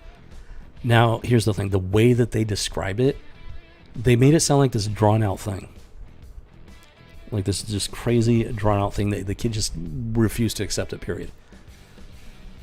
But it was actually a very short outburst. Like, yeah, he flipped out. You can't blame him too much for flipping. It's like, holy crap, they had this traumatic experience just the day before or whatever, and then they find out their dad is Superman. So yeah, it's especially being teenagers, natural reaction is just kind of flip out. The way these other channels talked about it, I thought it was like a completely different scenario that went down. But after watching it, it was basically one scene. Yeah, it's like, you lied to us. You lied to. I mean, they had a traumatic experience, and then they find out this huge thing about their dad. It was actually not bad. It wasn't a bad scene. These other channels they made it out to be like this really just outrageous scene and everything. But in my opinion, it wasn't a bad scene. And the Jordan just completely flips out and storms off, and then Jordan's like, just leave us alone. You need to leave us alone for right now. Jonathan's being more reasonable about it, but he's still upset. You can tell he's upset. He's just not flipping out like Jordan is. Like, Jordan's the one that's been having trouble. He's been having, like, emotional problems, stuff like that. But they both walk off, and it's basically just a typical teen outburst is what it is. It really is. So then, well, let's see. So then there's this party at the quarry. There's like a old. Now, I always knew that Smallville was a farm town and everything. I never knew. I don't know if this is part of the canon or not, the comic book canon, or if this is something introduced later on, or maybe even just for the show. I got no idea.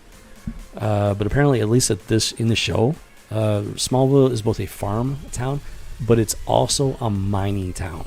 There used to be an active mine nearby, and I had no idea. Like I said, there might be a new thing that they introduced for the show or something. I don't know, but it was the mine was shut down. It was an old coal mine. I guess it rained dry or something like that. I don't know, but for whatever reason, the mine shut down. So the kids of Smallville, not all of them, but the ones that are invited, they throw this party at the old quarry where the mine is. And Sarah's going to the party. She invites Jordan. Jordan shows up. They go. She didn't. For some reason, she has a problem with Jonathan. I'm not 100% sure what it is. She's a teenage girl, whatever. She doesn't invite Jonathan, but she invites Jordan. It's like, okay, whatever. Teenagers, whatever.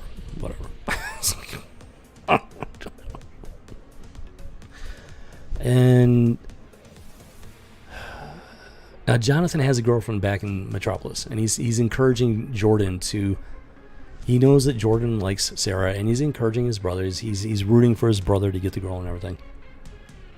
Yeah, mine sequel tunnel system. Yeah, it's a quarry, but there's also the mine tunnels on top of it. So it seems like they were doing quarrying and mining or something. It doesn't explain it very well. I'm just going off the lay of the topography of the area they're in. It looks more like a quarry, but there are also the mines, and which isn't, I guess, is feasible in real life. So, but it works. I mean, it works. It's like, you expect it. You got this abandoned property that nobody goes out to. Kids are going to use it, take advantage of, or throw parties. So that's what they do.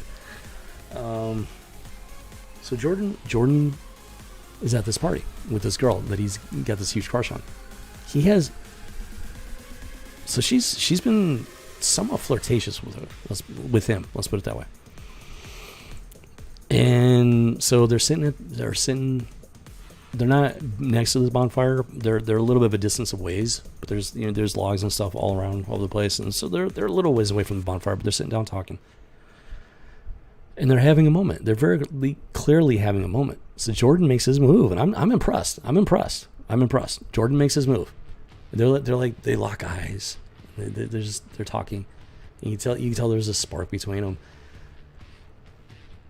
And he leans in. I forget what he says. He says something. He leans in. Boom, kisses her, smack on the lips. Now you can tell she's one surprised by it, but it doesn't. You can tell it doesn't bother her. She likes the kiss, but at the same time she's shocked. And then this big old black kid comes up out of nowhere. Why you kiss my girlfriend? It's like, son of a bitch. He's like, what? You got a boyfriend? Why didn't you tell me you had a boyfriend? She's like, I'm sorry, I should have told you. It's like what? What do you expect from a teenage girl? What? So it starts this whole thing.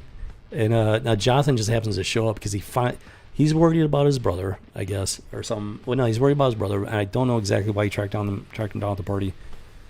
Or something motivated him to track down the party and everything. He finds out where the party is. He shows up just as this whole fight starts breaking out. Right after they kiss and everything. The fight doesn't break it up immediately. There's some back and forth going on. But Jonathan's there and he's like, hey, you need to back off, and because Jordan's known to be the weaker of the two. He's not like athletic. He's not a very physical kid and everything. So Sarah's trying to she's trying to calm down her boyfriend. It's like, he didn't know. He had no idea. It's more of a misunderstanding than anything else. But being teenagers and whatnot, they're not always going to see things in the proper light. So then Jonathan jumps in trying to protect his brother, Jordan. And I forget the guy's name. It's this black teenager that's her boyfriend. And I forget. Was it Michael? I think it was Michael. I think his name was Michael. Don't quote me on that. So Jonathan gets into it with Michael. And I understand the guy being mad. Some dude kissed his girlfriend. I understand that. But it's like, come on. They're both saying, I didn't know she had a boyfriend. He didn't know I had a boyfriend. It's like, I would be mad at the girlfriend at that point. I would be mad at her at that point. But especially being teenagers, he's just mad at Jordan. And then Jonathan sticks up for his brother, and then he focuses his anger on Jonathan. They get into this huge fight. He's got his football buddies with him. They start beating up on Jonathan. They beat up both of them. Jordan's down on the ground, and Jonathan's trying to, and then Jonathan tries to take him single-handedly. They got him on the ground. They're beating him up. Jordan's over here, and he's just like, he's mad.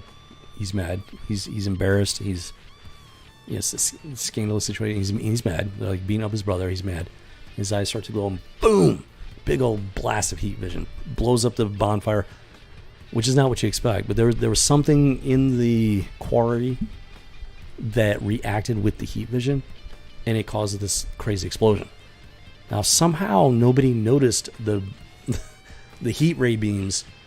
I guess it happened so fast that, and everybody was in so much shock that nobody really noticed it. Plus, they might have been focused on the group of bullies beating up the kid and everything. So the fire department chalks it up to some sort of mineral or something like that, in some weird mineral or something in the ground or something like that. I don't know. That the bonfire, it heated up until it exploded. That's what they chalk it up to.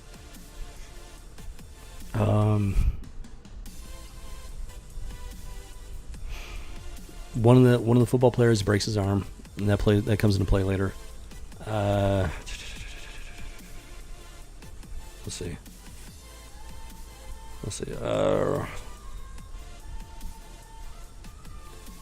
In the meantime, Superman is actually off fighting the man in the combat armor. Oh, yeah. So there's this man in combat armor, and he's the one that's been responsible for all this stuff going on with the power plants, because he's been testing Superman, trying to gauge his abilities and whatnot, and how powerful he is and stuff like that.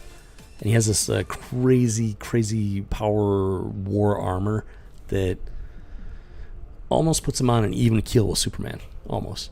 And Superman finally catches up to him at this third power plant.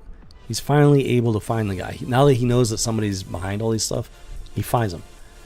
Gets into a fight with him. He's busy fighting with this guy. They take off into the atmosphere. This dude has a kryptonite knife. He stabs him with it and everything. Falls to the ground. Falls to the earth. As he's falling, so manages to, the guy snaps off the kryptonite blade in his chest, and he manages to pull it out before he hits the ground. Then it was a pretty funny scene. Like he almost like goes smashing into the ground and everything on top of this car. Like this car stops, and it's like he's boom right there, like hovering right over the hood. He just manages to catch himself, and the dude's like just in shock, complete and total shock, and he waves to Superman. He's not like freaked out. He's just like shocked. He's like, "Hi, Superman." Superman's like, gives him a little wave and then takes off. It's actually a pretty cool scene. It's a pretty funny scene, actually. And, but he hears his son's. I think. Okay, so wait a minute. Did he? Wait. I can't remember. Hold on. I might be getting ahead of myself. I think he happens to hear something going on with his sons at that point. Like there was the explosion and everything, and he's able to, like he hears all kinds of stuff, but he's learned how to sift through it all, and like he can block stuff out, so he's not hearing everything. But the explosion or something gets through his hearing filter that he's built up. It's a conscious thing, and like the power armor guy is like off in the atmosphere somewhere. He basically forgets about the guy. He's like he goes flying off because he knows his sons are in trouble. He flies to the quarry, disappears behind a truck, comes out as Clark. Nobody sees him flying, and he finds Jonathan. He's like, hey, he gives him a hug and everything. He's like, what's up? What's going on? And so he's like, he points out Jordan. Jordan's sitting by himself. He's got a blanket around him and everything. He just looks a mess. His eyes are all red, like a bloodshot kind of red and everything. He's crying. The kid's a mess. And so something obviously something. It's taking a twist here.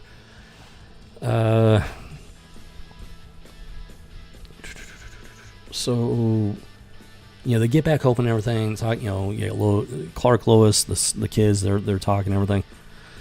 This is the moment when okay. So what's going on is Clark and Lois actually think that Jonathan have the powers because he has this natural athletic ability that, as a freshman in high school, he was actually in Metropolis. At least he was awarded first string quarterback position for his high school football team, which is an incredible achievement. So they're actually thinking that maybe he has extra athletic abilities because his father's Superman. That maybe this is his ability is beginning to manifest. That's where they're thinking right now. But then with the pipes falling on him, like Jonathan jumped on top of Jordan, and so Clark and Lois, they're thinking maybe Jonathan is the one that's exhibiting Kryptonian abilities. But then at this bonfire, they learn that Clark and Lois learn that Jordan is the one that shot out the heat vision. So that's pretty definitive proof right there that Jordan is the one with the abilities. And Jordan finally admits to his parents that in that moment with the pipes coming down, like Jonathan jumped on top of them, but he was feeling something. He was feeling like this immense strength just coursing through his body. Something he had never felt before, never experienced before. And it was just like his natural instincts kicked in. He grabs his brother, rolls over on top of him. So Jonathan jumps on top of Jordan trying to protect him in a futile effort. But then Jordan gets this like boost of strength that just comes out of nowhere. It's just so incredible. It causes his instincts to kick in to protect his brother in return. Rolls over, boom, takes the blow under the blow, and they're both fine overall. And this is that moment where he tells his parents the truth about that moment. And that's when they realize it's not Jonathan, it's Jordan that is displaying his Kryptonian abilities and whatnot. But then they throw in Jonathan is like ribbing his brother Jordan and cracking a joke on him. It's a serious moment. But then Jonathan's like typical brotherly fashion. He's like cracking a joke on him. And Jordan's like whatever, walks off. And Lois is like, go apologize to your brother. So he's like, yeah, I know. So he gets up and he goes to apologize to his brother. It's such a wholesome family moment, even with all the crazy, like, I guess supernatural type stuff that's going on, super abilities and stuff like that. They still turn it into like this wholesome, typical, like realistic family moment. It's just it's incredible that they were able to do this with the current environment of pop culture. I can't believe this show got written the way that it did and produced the way that it did. It's incredible. And this is the moment that convinces Clark that he needs to move his family to Smallville, take over the farm, save the family farm, to give his son, not especially knowing that Jordan is the one with the abilities, because he grew up on the farm. It gave him the opportunity to explore his abilities, learn how to control them without putting people in danger, without exposing a secret. So he's like, it worked for me. It has to work for my son, because living in Smallville or living in Metropolis is not working. For his family, there's something going on. There's a problem in this family that living in Metropolis is not fix. It's not going to fix it.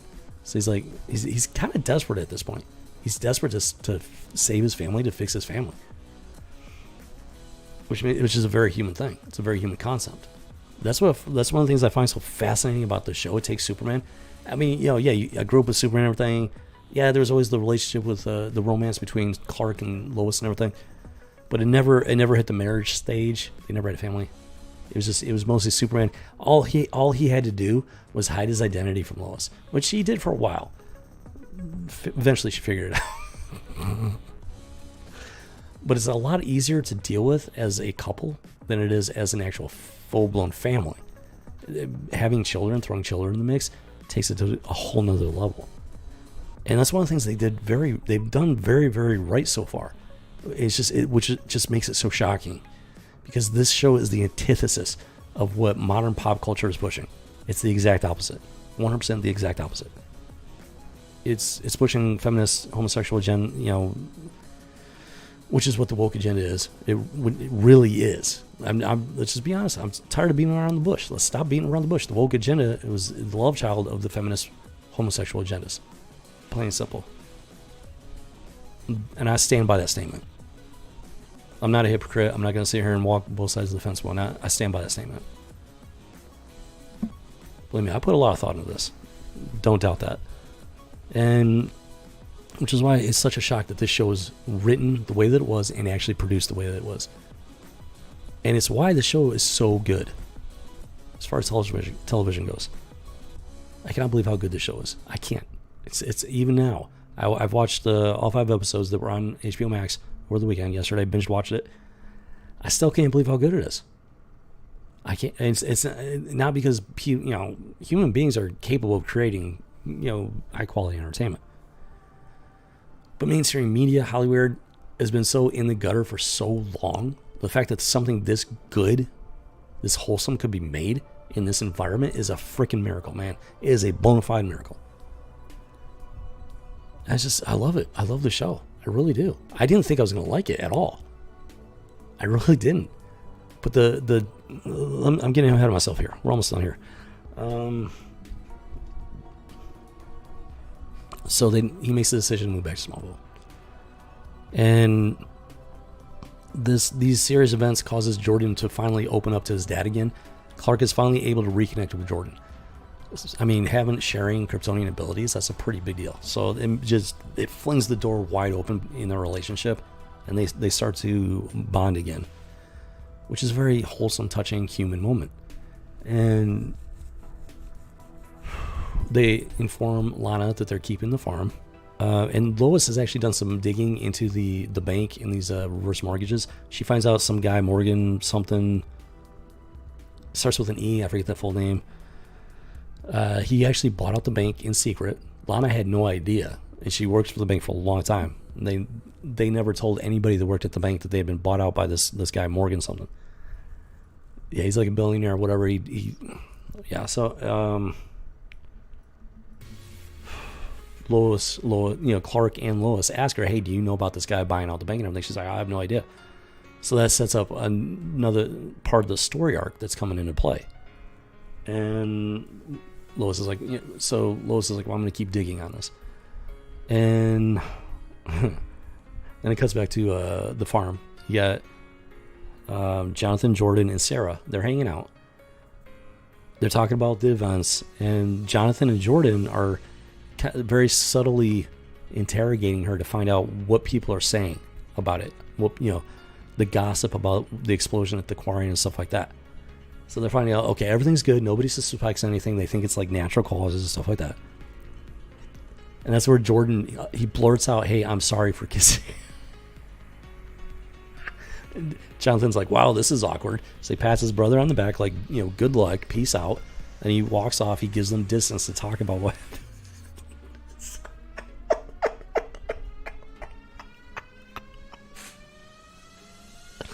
It's just such a natural brotherly moment, and like it's just.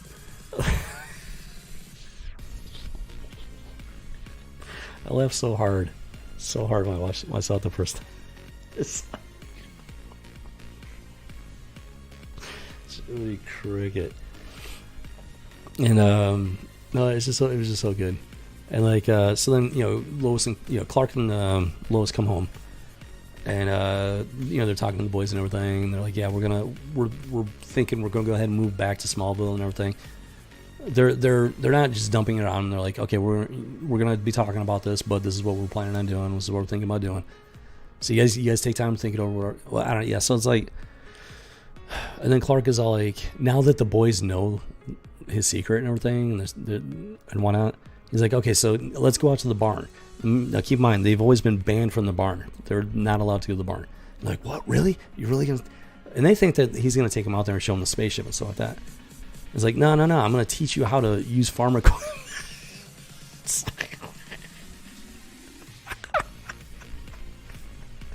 like he doesn't have to worry about them discovering the spaceship anymore. It was never about the equipment. It was never about the inherent dangers of the farm equipment. It was about the spaceship. Now that they know about the spaceship, it's like, okay, now I can show you how to use the equipment, so you guys can do some farm chores. It's like, and you can see the little disappointment on their faces, like, oh man, it's like, it was just such a great scene. It really is, because when Superman's just Superman by himself, even if he's romancing Lois and whatnot, they're not married, nothing like that. He has all this time to just focus on being Superman and just doing Superman things. But now that they're married and they have kids and everything, I mean, he's not just Superman anymore. No, he's not just Clark Kent. He's Clark Kent, family man, father. He's father. He's got 2 sons. He's raising 2 sons. It's a family. That's why I was never sure about the whole this whole thing in the comic books and everything. It's like, especially with the way comic books were going, I was like, they're gonna mess this up, which is why I never wanted it. Because I knew they were gonna screw it up, and I'm pretty sure they did. From what I've heard and read about the comic books, they screwed it up big time. Which is why I had no hope for the show when I first heard about it. Let me touch on one more thing real quick. So the Man in the Armor at the end of the episode. So he's got this artificial intelligence. He's got this ship that he's got, this little spaceship, whatever you want to call it. It's got this artificial intelligence program. And it refers to him as Captain Luthor. So it is revealed that this man in the armor is Luthor. Now, she doesn't call him Lex. She just calls him Luthor. But he's Luthor. And that's one of the big reveals at the end of the episode and everything. But yeah, it's just the fact that let's go ahead and start wrapping things up here. But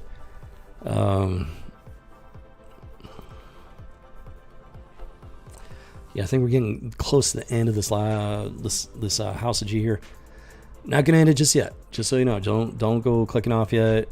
I just like to do this little thing so that people aren't like shocked by it. Kind of ease into ending the stream and everything. It's like, so one second. Okay, so we're getting to the end of the stream here. Let's go and start wrapping things up. So it was shocking. The show, it was surprising. It was so shocking watching this. Like, I actually felt a sense of excitement that I haven't felt in an incredibly long time watching a television show. I mean, this was so far above and beyond pretty much anything I've seen on TV in like maybe the last decade. Because it was so blatantly pro-family, pro-natural family. This family loves each other. Clark the father, Lois the mother. You got Jonathan and Jordan, the twin brothers. They love each other very much. Even they fight, they argue, they rip on each other, stuff like that. But in the end, they clearly love each other and they look out for each other. They protect each other in this crazy world. That's besides the fact that the dad is Superman. So it's like, never in my I'm gonna be perfectly honest. Never in my wildest dreams did I think that modern pop culture would ever be able to do something like this. Write something like this. Produce something like this. I didn't think it was possible. Because the people that are in control have such an iron grip and are so anti-family, anti-normal, anti-natural. I mean, they must be like just tearing their clothes off. Just ripping them, just gnashing their teeth, just at the fact that this show has gotten made. I'm telling you, it's driving these people nuts. I'm telling you. The people who've been running the show for at least the last decade or more, I'm telling you, they're having a conniption. They don't. I guarantee you, they do not like this show. Not one bit. I think this is I needed this episode of House of G before I do before I revisit those other issues from Batman. I needed this. I did. I needed a reminder that it is possible to make good pop culture. And I needed something positive. I really did. And this is it. This is what I needed. I just subscribed to HBO Max literally like 3 weeks ago for the express purpose of watching the Zack Snyder cut of Justice League. And it was actually pretty good. There were still some issues in there. But overall, I mean, it was a completely different movie. That movie, maybe at some point I'll do a stream on it. Completely different movie than the original theatrical cut. But that's neither here nor there. And so I wasn't planning on watching anything else. But then, what was it? Godzilla vs. Kong. I ended up watching that because it came out on HBO Max after that. And then I found out that Superman and Lois is on there. I was like, okay, I've got the subscription for a month. I'll take advantage of it. Catch up on this stuff. I'm glad I did because, damn it, freaking cricket, man. I needed this. I needed it.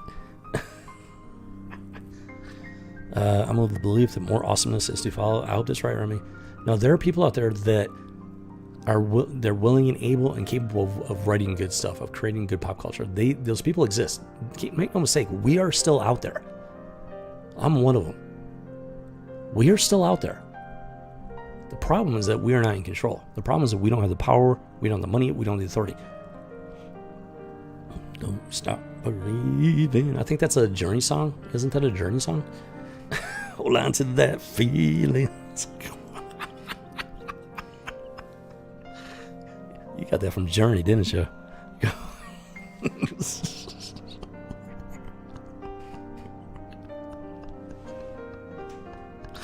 Ooh, doggy. Yeah, no, we're still out there. We're still out there. We are. Problem is, we don't have, when it comes to pop culture, we don't have the power, we don't have the money, we don't have the means. These sideshow freaks are in charge, and it's a disaster, to say the least.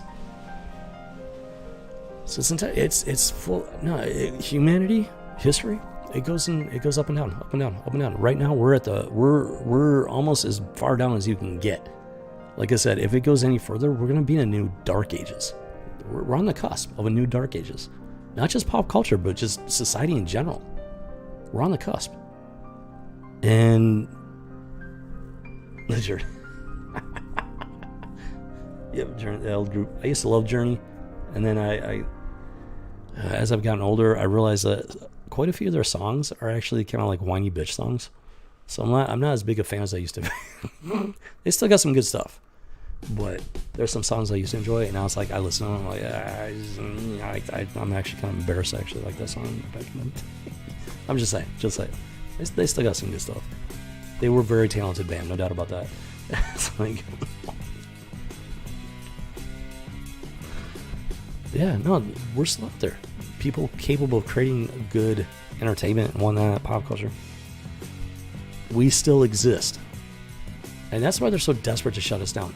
When it comes to these channels, like as an example, you got these channels out here speaking out against us up there, desperate to shut us down because we still exist.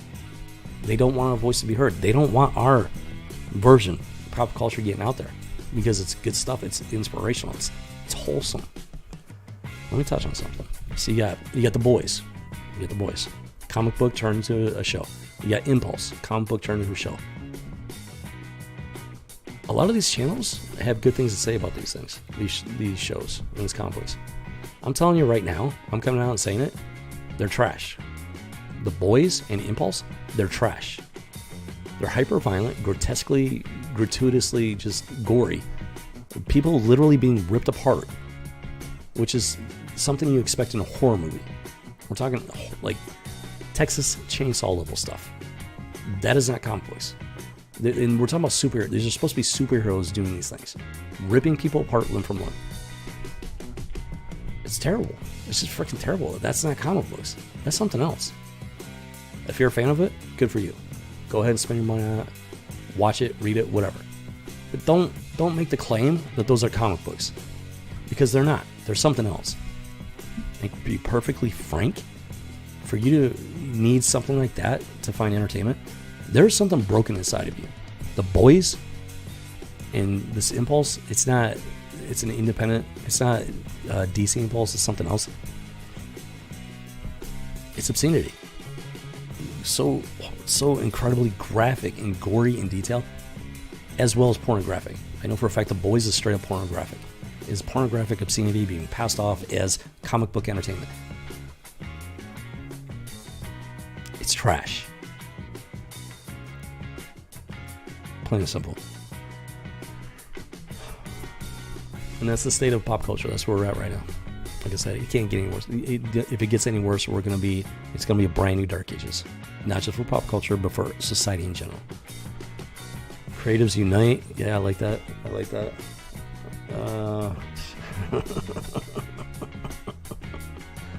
Yeah, satanic ritual obscene propaganda. It's to brainwash you into thinking that it's okay to rip a human being from limb. It's just literally tear them apart. It's complete and total disrespect for the human body. The human body is an incredible thing. People have so little respect for it nowadays. This is incredible. As a certified biologist, I don't know how to explain to you how incredible the human body is. And I'm speaking as a scientist, let alone as a man of faith. Yeah, it's satanic ritual. Yeah, they're trying to get you comfortable with the idea of slaughtering human beings and just ripping them apart. And, violence goes along with the complex. I'm not talking about that. I'm talking about the gore, the extreme gore. I saw a clip for this Impulse cartoon. It was Impulse's father. He's supposed to be a hero. He's a well-known hero. And he's going up this entire team of superpowered people. I don't know if they're supposed to be villains or not. I got no idea. Because he's the one acting like a villain. There's this one dude, he's a Flash ripoff. He's like zoom, zoom, zoom, zoom, zoom. He zips up. He's like boom, boom, hitting his father and everything. And his father finally catches him by the head. He's got the guy's head in his hands. And the guy's and the guy, you can see the look on his face of shock. He's like, oh shit. And he's like, you can see the look of desperation in his eyes. They conveyed it in the cartoon, the animation. And he starts doing super punches on the guy's torso, desperately trying to get him, to break his grip on his head and everything because he knows he's in trouble. And you know what's coming. I without even knowing anything about the comic book even, I know it's coming. I've heard enough about it to know what's coming. And this is supposed to be the hero. He's supposed to be a hero. He's got the guy in his head and he's just squeezing, boom. The guy's head just explodes and it's completely gory. That is not a comic book. I'm sorry folks, but if you're a fan of that, there's something broken inside of you. You do not understand what comic books are. That is something else. Yeah, it is labeled as adult. That's not a comic book. It's something else. It's disgusting. That's not what he's not a hero. That dude is not a hero. He's a straight up murderer at that point. He doesn't do it just to the one guy. He takes on this entire team, and he's punching holes in people. He's supposed to be the freaking hero. And he's just like slaughtering these people left and right. It's obscene. And yeah, for lack of a better word, it's satanic. I mean, it's and people are praising this. They're praising it. What is wrong with you people? There's something broken inside of you. And it goes for the same thing for the boys. The boys, it's pornographic. Literally pornographic. Like in the comic book, there's explicit sexual scenes of all kinds across the spectrum. And then I'm going to be talking about that. I'm going to be doing a stream on those at some point. So I don't want to get too much into it now, but the stuff that the people are just all hyped up about. It's pornographic and it's obscene. It's on a level with like Texas Chainsaw Massacre. Don't call it a comic book, because it's not. That is not what superheroes are about. That is not a superhero comic book. It's something else altogether. And it's disgusting. If I want to watch something like that, I will watch Texas Chainsaw Massacre. It doesn't belong in my superhero books. Period in the story. I don't know what's wrong with people nowadays. I really don't. I seriously don't. It's like you want to read that stuff, you go ahead and read it. But don't sit there and parade it as mainstream comic books, as traditional comic books, because that's not what it is. Not even close. You want to read it? You go ahead and read it. But don't be a hypocrite about it. Don't sit there and fool yourself into thinking that there's anything normal about it. At least as far as comic book superheroes go. Kids become enamored with the horror of death, find comfort in being in the fringe, already feeling outcast. That's touching on something else. I mean, it's I see the connection you're making. Whatever. It's touching on something else. Yeah, there are horror movies like that people. I mean, I've watched horror movies stuff like that. I had a period in my life where I was fascinated with death. I used to watch Faces of Death, stuff like that. It was just really crazy stuff. But it wasn't because I wanted to see people torn apart. It was just, death is a fascinating concept. It's very difficult to quantify the concept of death. It's a natural human fascination. The problem is when people start to worship it, and they seek it out to the point where it's dangerous. It becomes dangerous if it crosses over into real life. I mean, there are people that pretty much celebrity worship serial killers, which is just absolutely just beyond comprehension for me. It's like, I don't know. So yeah, I took a dark turn here. Let's get back. We'll talk about that stuff at some other point. The point being here at least, this show is wholesome. It is a legitimate superhero experience, and I honestly never thought that. I'm being honest here. I never thought that you could do a superhero story where the superhero has a family like this. I didn't think it was possible. Superheroes, they've always, by and large, been flying solo.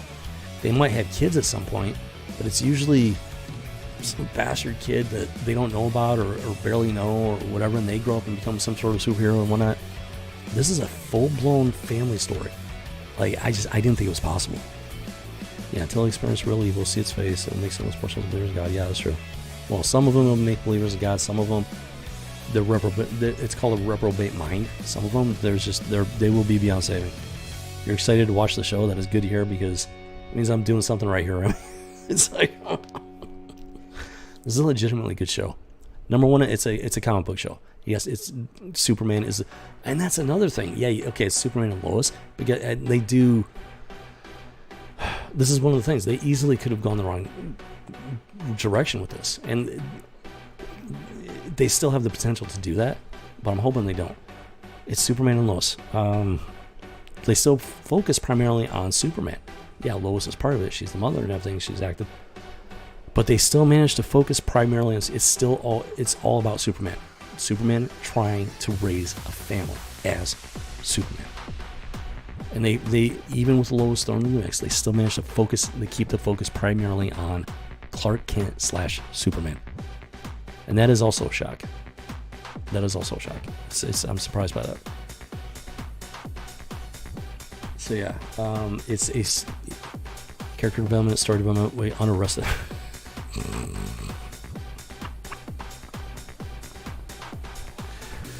Well, yeah, that might actually fit. I'm thinking Arrested Development, the show and everything. So yeah, on Arrested Development, that might actually be accurate. It's a superhero show. It's based on Superman, based on comic books. But at the same time, it actually manages to be a family show. And we're talking like Full House level of family type stuff. What was the one? Steve Urkel, Family Matters. But with a action superhero twist. I can't believe they managed to do this. I can't. It's very creative. It is. I'm telling you, I didn't think even in a pop culture environment where this type of stuff wasn't frowned upon, I guess you could say, I still wouldn't have thought that this would have been possible to pull off. And they did. They managed to pull it off. And the fact that they're pulling it off in this environment is just a miracle. It's a legitimate superhero family show. They don't. I mean, there's a lot of family interaction, but there's also a lot of superhero action where Superman's doing his thing. And there's a lot of stuff I'm not going to get into in this episode because I don't want to get ahead of the show and everything. But there's a lot of stuff going on, and very much superhero comic booky type stuff. And they've done such a great job of like merging the two and just keeping a balance between the two. Like they very, very easily could go overboard with the family stuff, the emotional stuff, which is not why I watched. I want to watch Superman for Superman first and foremost. I mean, that's if you turn it into some like crybaby drama, I'm not gonna watch it. I don't care if Superman's in it or not. It goes for the entire CW Arrowverse. That's why I'm done with the Arrowverse in general.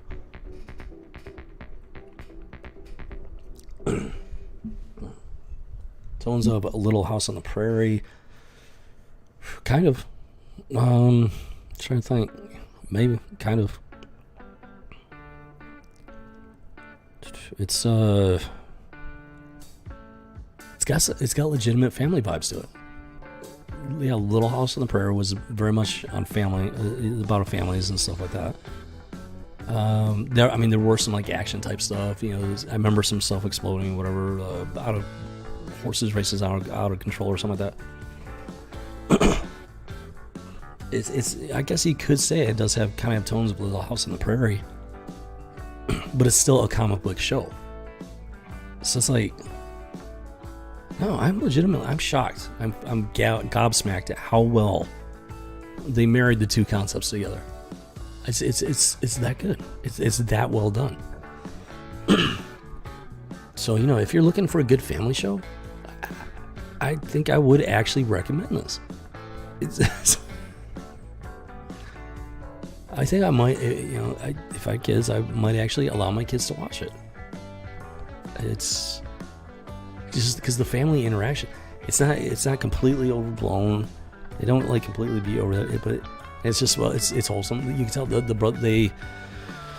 got the brotherly rivalry at times and stuff like that. They're ripping on each other, but when it counts, they show how much they care about each other. They love each other. The brothers, the parents, family, they love each other. They legitimately love each other, and they look out for each other. They're stronger together.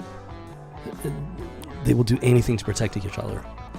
I mean, Clark takes his family and moves them from Metropolis to Smallville in a desperate attempt to save his family from, specifically his son Jordan, to help him, because Jordan's just like, he's a mess. He's like, they can't figure out what's going on with him. Canadian studio company. Honestly, it's kind of shocking because Canada can't. In a lot of ways, Canada is worse off than the United States So that's actually kind of even more shocking. No, they are. Like, I'm so pleasantly surprised at how much of a family these characters act like. Like, I can actually see these people interacting like that in real life. I mean, yeah, like Lana's family is actually pretty dysfunctional compared to the Kents are not perfect. They got their their inter-family conflict, stuff like that, but they're still pretty functional as a family. And then the Lana family is actually pretty dysfunctional, as the show reveals later on. I don't want to put the cart before the horse. But it's like, I mean, they got varying degrees of family, different types of families, conflicts, stuff like that. But at the heart, even with the dysfunctional stuff, they're still family, and they still love each other. They're still trying to look out for each other. They're trying. The important thing is they're trying. They're not giving up on each other. They're not like, oh, screw you, get out of my life. So they're trying. They're all trying in their own way. It's a legitimately family-oriented show, on top of being a superhero Superman show. I'm legitimately pleasantly shocked and surprised that they managed to pull this off. U.S. film in Canada, that is a possibility as well. I don't know. It'd take more research, but it's just the simple fact that it's been the show has made it to the screen and everything is a minor miracle in and of itself. And it's a pleasant surprise. Like, I really do enjoy the show at this point. I really do enjoy it. I'm legitimately looking forward to seeing more of it. I was going to cancel my HBO Max, but if they keep uploading the show on a regular basis, like unless I can find another way to watch it, I don't have any way to watch it at this point other than HBO Max. I might just keep my HBO Max just for Superman and Lois, if nothing else. And that's saying something, because I haven't had cable in over a decade. I had the TV antenna stuff going on for a long time. I don't even have that at this point. Gave up on Netflix over a year ago, I think, at this point. And streaming in general, I'm just so fed up with streaming in general. I don't want to pay for streaming. These streaming services are just like, they're just, ugh. They start to make my skin crawl at this point. With the stuff that they got on there, the stuff they're pushing, like across the board, it just makes my skin crawl. But I might be willing to maintain if not consistently have it going, intermittently maybe, with something like HBO Max or something like that, unless I can find another way to watch it. I would like to keep watching Superman and Lois. I enjoy the show that much. It's the first show in a very long time that I can honestly say that about. It's yeah. There you have it. That pretty much sums it up as far as Superman and Lois goes. It's a very shocking development, and I mean that in a good way, because it's a really well done show. I get my Superman comic book fix.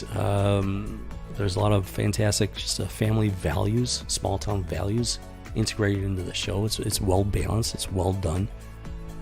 Doesn't completely rip on big cities. Doesn't completely rip on small towns. There is that. They do touch on the big town, small town rivalry, I guess you could say, stuff like that. But it's not. It doesn't like beat you over the head with it. It's not like disrespectful one or the other. It's they touch on it and they play on it without bashing one or the other. It's really well balanced. It's well done. I needed something like that. As far as pop culture goes, I needed something like that. Boom. I think that's gonna do it. I think we're about done with this one. I would like to talk about additional episodes, stuff like that. I don't know exactly when I'm gonna do it. As always, great insight, positive vibes, regardless of contact, good advice. I'm glad to hear that, Remy, because that's what I'm shooting for. There's so much just trash out there, and I'm trying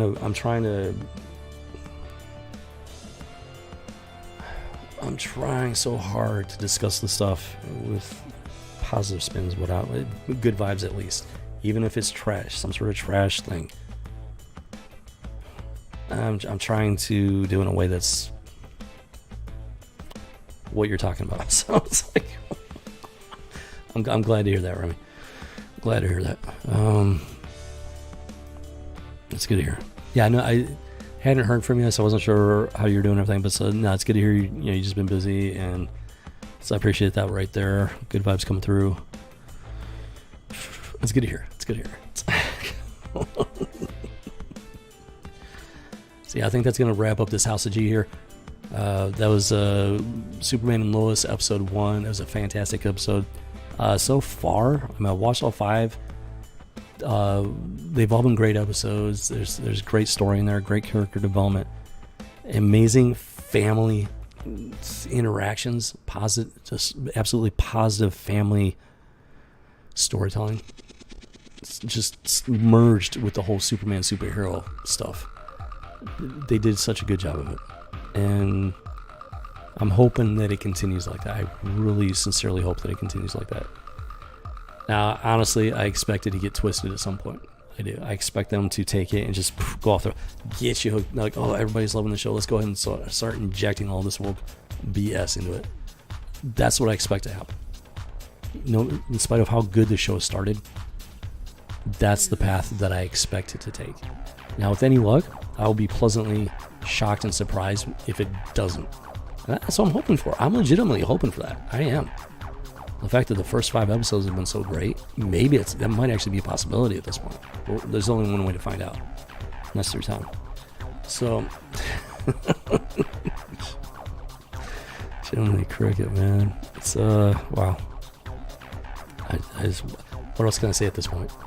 It's, that pretty much sums it up, Ooh, doggy. So if you haven't seen it, I actually do recommend it. I honestly recommend Superman and Lois. It's if you're a superhero fan, it's a very well done Superman show. If you're actually looking for something that's more family oriented, I recommend it in that regard as well, because they've done a fantastic job with the family aspect, the family interactions, the relationships between them. It's just it's hard to describe. The best way for you to know what I'm talking about fully is to watch it yourself. And I recommend you watching it. So, yeah. Ooh, doggy. All right, I think we're going to go ahead and wrap this up. Thank you for watching. Remy, I thank you for hanging out and being active in the chat. It always makes it for a fun time. You're awesome there, Remy. Yeah, stay awesome there. Hope to hear from you there. And anybody's watching, if you're new to the channel, take a moment, hit that subscribe button. I do House of G every week, Monday. I usually try to start, right around roughly 1 p.m. Eastern Standard Time. I think that's 9, 10 Pacific Time, something like that. It's a weekly thing. Gotta go watch.